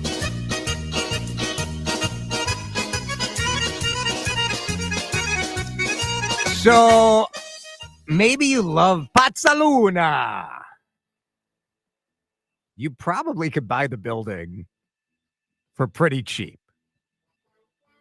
Pazzaluna, and this was right. Pazzaluna was over by the St. Paul Grill, the St. Paul Hotel, right over in that area, close to the XL Energy Center. Great location back when anyone actually went to work in downtown St. Paul. Do you remember those days? People used to, in St. Paul, they have these big, tall buildings, and people would go to the little offices and type and do stuff, make calls, things would happen. And they'd walk uphill both ways. It's amazing. And then they go in and have some, give me some, where's your pizza? Where's your pasta? A little of that. Now, the starting bid for Pazzaluna is $150,000. Big kitchen, full bar, 10,000 square foot basement space. Morrissey Hospitality is the owner of that building. They tried to reboot the restaurant as Memento. That didn't quite take. And so the auction runs, start gathering your money. Maybe Glenn Taylor could buy it now that he's going to have all that money from selling the Timberwolves. As an interview, one critic quoted calling this a borderline disaster. I almost never wash my jeans. Your thoughts? Same. I was like, oh my God, Jason's going to think I'm such a dirtball. This morning I woke up, checked my email, and there's this article from Garrett Seawright of Barrett Media describing me and Tracy Perlman as a borderline disaster. He adds at the end of a sort of spot check where this guy, I don't know where Garrett lives, he just spot checks the show. And he asked, was DeRUSHA phoning it in? I can't answer that. Have no idea, to tell you the truth. He points out that this interview with Tracy, where we talked about how often you wash your jeans, was done on a Thursday before both Dan Cook and I took the next day off. It actually was a very complimentary write-up about our interview with Tracy. Just framed in an interesting fashion. So he writes, it was a fun, interesting, and entertaining segment in a show that doesn't take itself too seriously. It was entertaining as all get out. And I could go for more of that in the news talk radio space. I sent his article at Barrett Media to a friend of mine who responded with, well, how do you feel about this? Which is absolute code for did I misread this? Should I be insulted? I thought it was nice. She's like, well, he said you're a borderline disaster. I'm like, well, I am a borderline disaster. I mean, the truth can't be controversial, as our friend Chad says. Yeah. That was very nice. That's the DeRUSH Hour News headlines. In just a minute, a conundrum facing Dan and I as we get ready to go down to Southwest Florida. Are we broadcasting from near the Gulf of Mexico or the Gulf of America? What do you think we should do? I want your reaction at 651-461-9226. We'll talk about that. Plus, Twins TV out in the wild. Are you going to buy their streaming product? All of that as we continue here on Drive Time. Jason DeRusha returns shortly with more of Drive Time on News Talk 830 WCCO. All right, stop. Hang on. Stop. Dan, stop. Thank you for giving me a minute to share this crazy news from my friends at Livia Weight Control Center. You know that I have lost 45 pounds thanks to the team at Livia. They've been doing this for 15 years. So I lost 45 pounds. They tallied this up over 15 years. They have helped Minnesotans and people from Western Wisconsin lose more than 1 million pounds. Just gonzo. Absolute crazy. So to celebrate 15 years, Livia is giving you 50% off their award-winning nutrition program. 50% off. This is the best deal that Livia has. If you've been sitting on the sideline thinking about, I don't know if I'm ready to take that step, I'm nervous, there will be no judgment. Livia designs the plan for your goals, your lifestyle. What's the number you want to hit? What's the lifestyle change you want to achieve? You could lose 20 plus pounds by spring. You're going to start with a complimentary in-body scan. That'll track your results. So you're losing weight, you're preserving muscle, you're being the best version of yourself that you've always wanted to do. 50% off. Do it now. Because this, I promise you, this is not going to last long. It's an exclusive offer. Ending soon at Livia, LIVEA.com, or make the call at 855-GO-LIVIA. Hello, Neo. Do you know who this is? WCCO? Yes. I've been looking for you, Neo. They're coming for you, Neo, and I don't know what they're going to do. Who's coming for me? Other radio stations? Yes. What do they want with me? I don't know, but if you don't want to find out, I suggest you stay with News Talk 830. Don't get caught on the radio matrix. Stay well informed and grounded right here. News Talk 830 WCCO. We could all use more time. Amazon Business offers smart business buying solutions, so you can spend more time growing your business and less time doing the admin. I can see why they call it smart. Learn more at AmazonBusiness.com. Roses are red, violets are blue. If your car's an old junker, it's time for something new at McCarthy Auto World. Nothing says I love you like a new Sierra LD with up to $13,137 off MSRP and 0% financing available. With payments as low as $474 a month. Business folks, get a new Sierra HD with up to $7,628 off MSRP and available 3.95% APR. Plus no payments for 90 days. McCarthy Auto World. Off Round Lake Boulevard in Coon Rapids or McCarthyAutoWorld.com. GMC. We are professional grade. See dealer for details. Imagine placing an investment or trade without fear. Knowing that big institutions have taken the same trade as you, pushing the price higher, which only they can do. You get to ride the wave of institutional demand. If not, your plan will protect you from the downside. This is how our students are taught to invest in trade. Right now, you can sign up for a free investing class where we'll outline our strategy for following the smart money. Text investing to 210-210. We'll also review strategies for growing a retirement portfolio, how professionals profit when stocks are falling, and how to protect your investments against inflation. With a 25-year history, local classrooms, and one-on-one support, you're not alone. And now it's your turn. Sign up for a free investing class today. Text investing to 210-210 or go to learnwithota.com. Happy birthday to us. 2 surprises for you. 2 surprises from NordVPN. 2 surprises for you. Celebrate twice as much with NordVPN. We have a special birthday deal. Get 72% off and a coupon for up to 1 year free. NordVPN is rated as excellent on PC Mag. Visit NordVPN.com and discover one of the most advanced VPNs in the world. What are the benefits? Secure up to 10 devices with a single account. Receive alerts if your email address leaks to the dark web. Reduce the risk of phishing, scams, and malware with NordVPN's Threat Protection Pro tool. Encrypt your online traffic and browse with more peace of mind. Get the special birthday deal at NordVPN.com. Additional terms apply. NordVPN. Cybersecurity built for every day. Now on CCO, let's do traffic and weather together. First, a check of the drive and what shape the roads are in. Crash clearing out of the way, South 35W near Washington Avenue traffic-wise. You're on the light to moderate side as you continue through the downtown stretch. West 94 still slow in Minneapolis as you move past Riverside. South 35 East, some slowing there as you move through the downtown St. Paul area heading down toward Victoria Street. Jerry Peterson, News Talk 830 WCCO. With a well-designed will, trust, and estate plan, you can have peace of mind.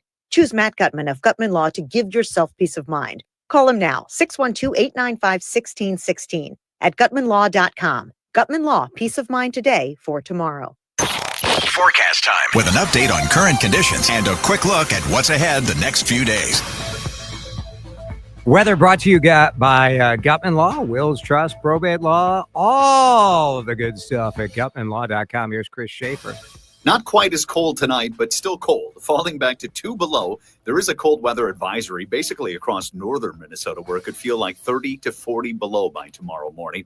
Tomorrow during the day, light snow expected in south central and southeastern Minnesota. Most of it will miss us. We might see a few flurries with a high of 11. Sunshine returns Thursday, a better chance of snow here in the metro on Friday.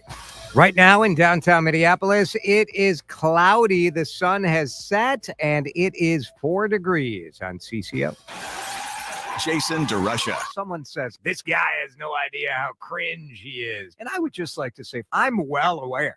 I am extremely cringe. I get it. I don't care. On News Talk 830 WCCO.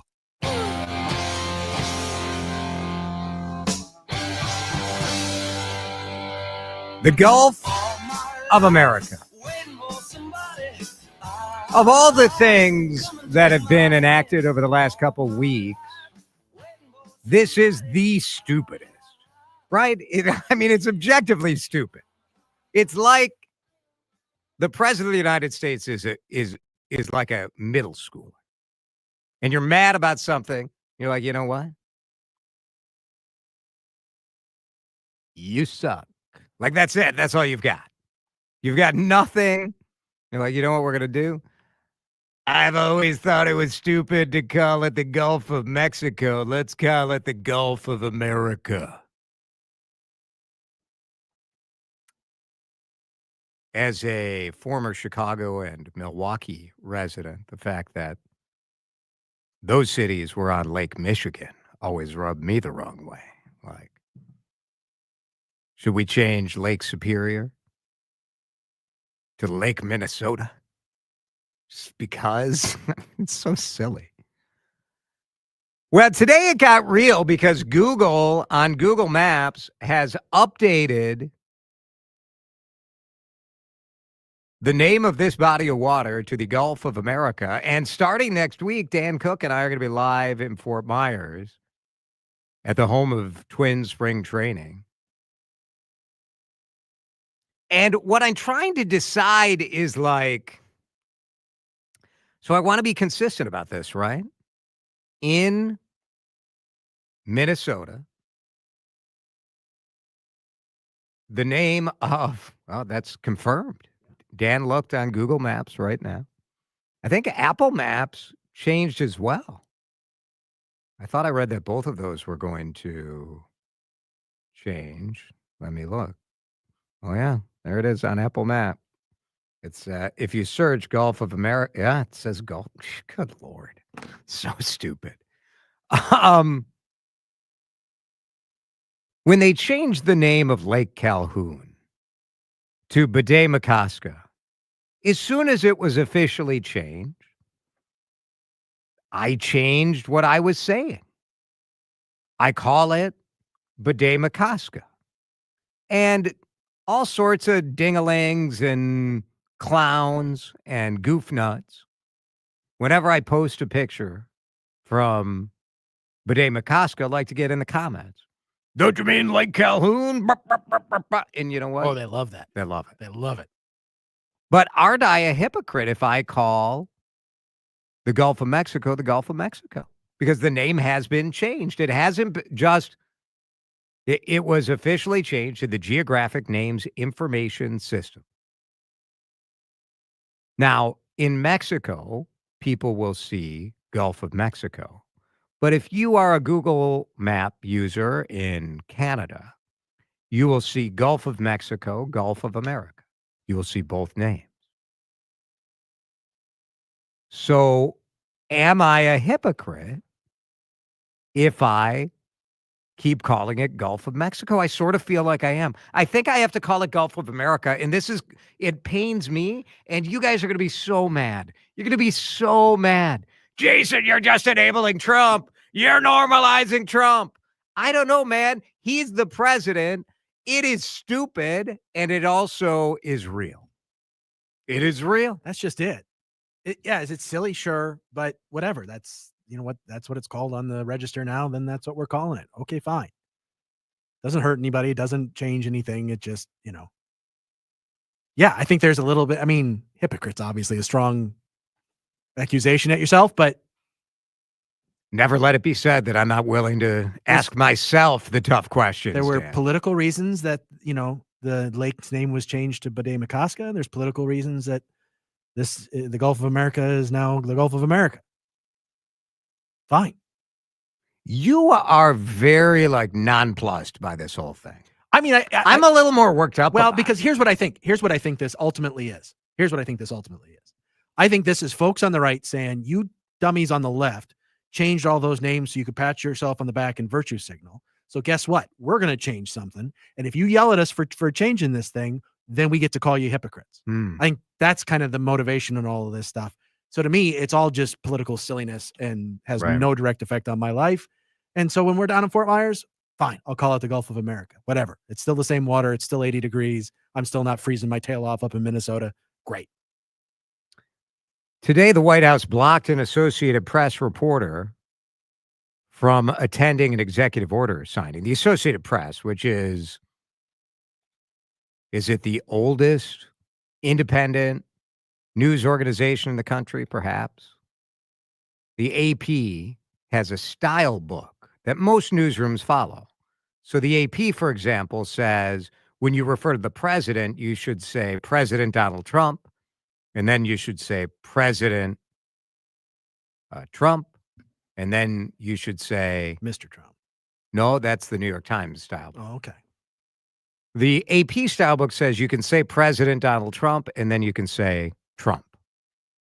And people get all mad, like, oh, you're not saying president on second reference. Well, the AP, that's their style. Yeah. So the AP said that, at least so far, the AP is saying we're not changing our style book because we are a global news organization. Mexico, other international organizations didn't recognize the change. They are acknowledging the change of Mount Denali back to Mount McKinley, but they said they're not doing it. And so Trump kicked them out and said, you can't come in. And the difference there being obviously that, Mount McKinley it's just a U.S. It's just a U.S. thing where so it doesn't matter what the Gulf is. There's no other international border. Exactly. So there is a difference there. And the AP is full of pretty smart people. There's a way to say when we're referencing it in an American article, we're going to call it the Gulf of America. And when we're referencing it internationally, we'll call it whatever the international folks call it. That can be done. This doesn't have to be, the rise of the resistance here. A texter asking if we have to say Gulf of America, formerly known as the Gulf of Mexico, just like we did with X, formerly known as Twitter. Yeah, but you did X, formerly known as Twitter, because nobody knew what the no one heck knows X what was. X. And you sound like a loon where you're like, I was reading X today. You're like, X what? What's the secret? You won't tell me it's X? There are many countries along the Gulf. And each of them has the right to call the thing whatever they want to call the thing. I mean, it's whatever. Texter saying the reasons for the name changes are different, referring to Calhoun Bidet McCosker, which went through an entire process with committees and votes. So what? But there was still a political process. Are we supposed to? Yeah, like for this thing, the process was just the president said it. Yeah. I mean, it's stupid. Don't get me wrong, but I don't know that it's our place in usage to decide was the process good or bad. It doesn't matter. I think Google and Apple are doing the right thing. You got to change. They changed it. And so begrudgingly, because I feel when I say Gulf of America, I feel as stupid as when people called it freedom fries. Yes. Instead of French fries. That's really what it is to me. And you feel like an idiot. You're like, if I'm speaking to another educated human being and I'm like, I was looking at some vacation ideas along the Gulf of America. Yeah, where are you headed? Gulf of America. I mean, these name changes are hard though, right? I still have to hesitate to remember that Huntington Bank Stadium is the name of what used to be TCF Bank Stadium. It's hard to, some of those things you're like, is that right? Sears Tower, Willis Tower is another example in Chicago. A lot of people are hanging on to Sears Tower. It's not the Sears Tower. It's not. It's the Willis Tower. What else have we had that we changed the name? I struggle with wherever the Milwaukee Brewers play. To me, it's Miller Park. Right. But then it was American Family something. Yeah. And now what is it now? Do you even know? No earthly idea. Bob and Larry's insurance.com crypto stadium or something. Eddie's Whistle Stop Ballpark. I don't know what I feel like. Is it American Family Field? I honestly do not know. Yeah, I think it is. I don't know, man. Gulf of America. Get used to it. In a minute, Twins TV. Will Dan Cook, will he sign up? Did he sign up? We'll talk about it in just a minute here on CCO. Drive Time with DeRUSHA is hitting the off-ramp for a quick stop on News Talk 830 WCCO. Let's talk about Chris Lindahl, all right? You know the arms wide out. You know the guaranteed cash offer, do you? Do you know the guaranteed cash offer? Maybe not. It's Jason here from my friend Chris Lindahl. You see those billboards. Maybe you've seen the TV ads. You've heard Chris telling his story here on CCO Radio. Do you really know what the guaranteed cash offer could do for you, and who is it for? Because it's not for everybody, but the reality is it solves a major friction point for so many Home sellers, if you're in a situation where you need to sell quickly, you're ready to rock. Right now, you're ready to go. And you're thinking like, I don't know, man, like I gotta change out some of these fixtures and I gotta repaint this room and I gotta do this. Go to chrislindahl.com right now. Go to chrislindahl.com because at least you can get a guaranteed cash offer and find out what would it be to sell it as is and be done. Maybe you have divorce, maybe you have your family's growing, you need to move, maybe job situation, all these reasons why you need to transfer and get the heck out of your house and just sell and be done. Yeah, like could you make a little bit more money? Do you want the headache?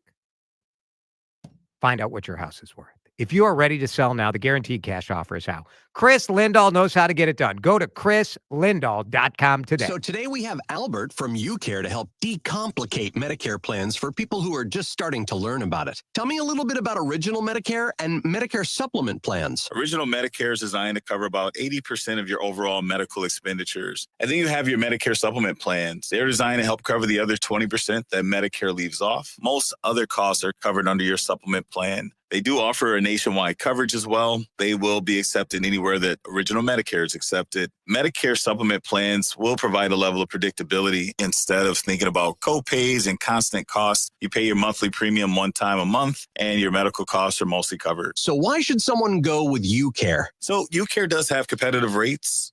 Some of the lowest rates statewide that you can find, no cost fitness options and hearing aid discounts, and a large dedicated broker network that's willing to take all the time needed to help you find the right plan to secure your long-term health goals. For more, contact a local broker and visit ucare.org. Wesley Financial Group is not a law firm. If you own a timeshare, don't miss this important announcement from Chuck McDowell, founder of Wesley Financial Group. If you receive an unsolicited phone call or mail piece to discuss selling, renting, or especially canceling your timeshare, don't fall for it. If you really want out of your timeshare, hang the phone up immediately or throw that mail piece in the trash and contact your timeshare resort or Wesley Financial Group for assistance with your timeshare. As the only Inc. 500 timeshare cancellation company, our knowledge, experience, and results has made Wesley a trusted resource for over 40,000 families we've helped get out of their timeshare. Give us a call and I'll send you our timeshare exit information kit free with the straight facts about your timeshare and all of your options for cancellation. Call for your free info kit, 800-329-2121, 800-329-2121, 800-329-2121.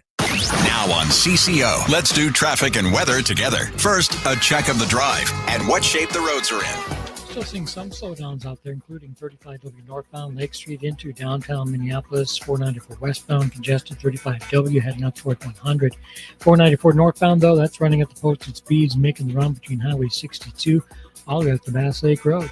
Trey Peterson, News Talk 830 WCCO. Forecast time with an update on current conditions and a quick look at what's ahead the next few days. All right, it's going to be cold. It's going to be cold for the next 3 days. Tonight, down to 2 below. Tomorrow, the low is 8 below, a high of 11. Thursday, same deal. It's going to be cold just for a bit. Cold weather advisory, the north. If you're in northern Minnesota tonight, it could feel like 30 to 40 below. Here's your dang winter. I hope you enjoyed it. Yuck. Right now, it's 4 on CCO.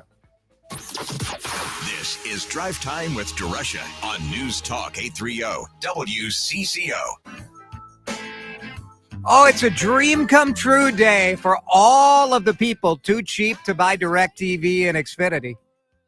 Good news for you cable-cutting whiners who've been, why can't I stream the Twins?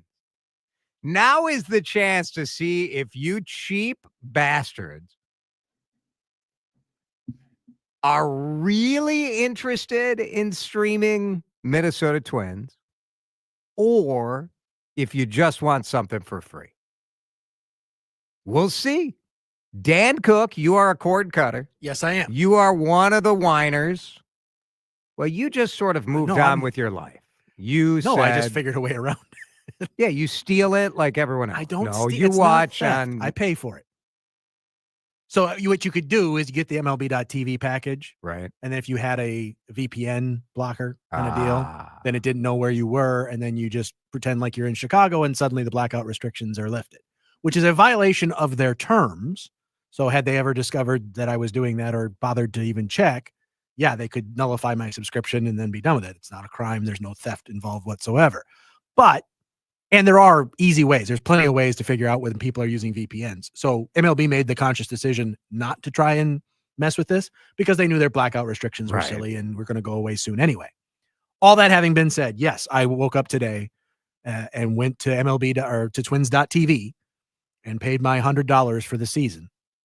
So it's 6 months of a season. So you're talking roughly $17 a month, or, for 162 games, it's $1.62 a game that you're paying. So it's not bad. Not a bad. It's really not is bad. a bad price for something. And again, how big of a baseball fan are you? How much of a value is this to you? I absolutely want to watch baseball games. I really don't care whether I can see Wolves games or Wild games. Yeah. So having so this does FanDuel present an interesting challenge for me because I have DirecTV. Yeah. Almost exclusively for live sports. And I need the Twins and I need the Wolves. So if I could fully stream Timberwolves games and fully stream Twins games.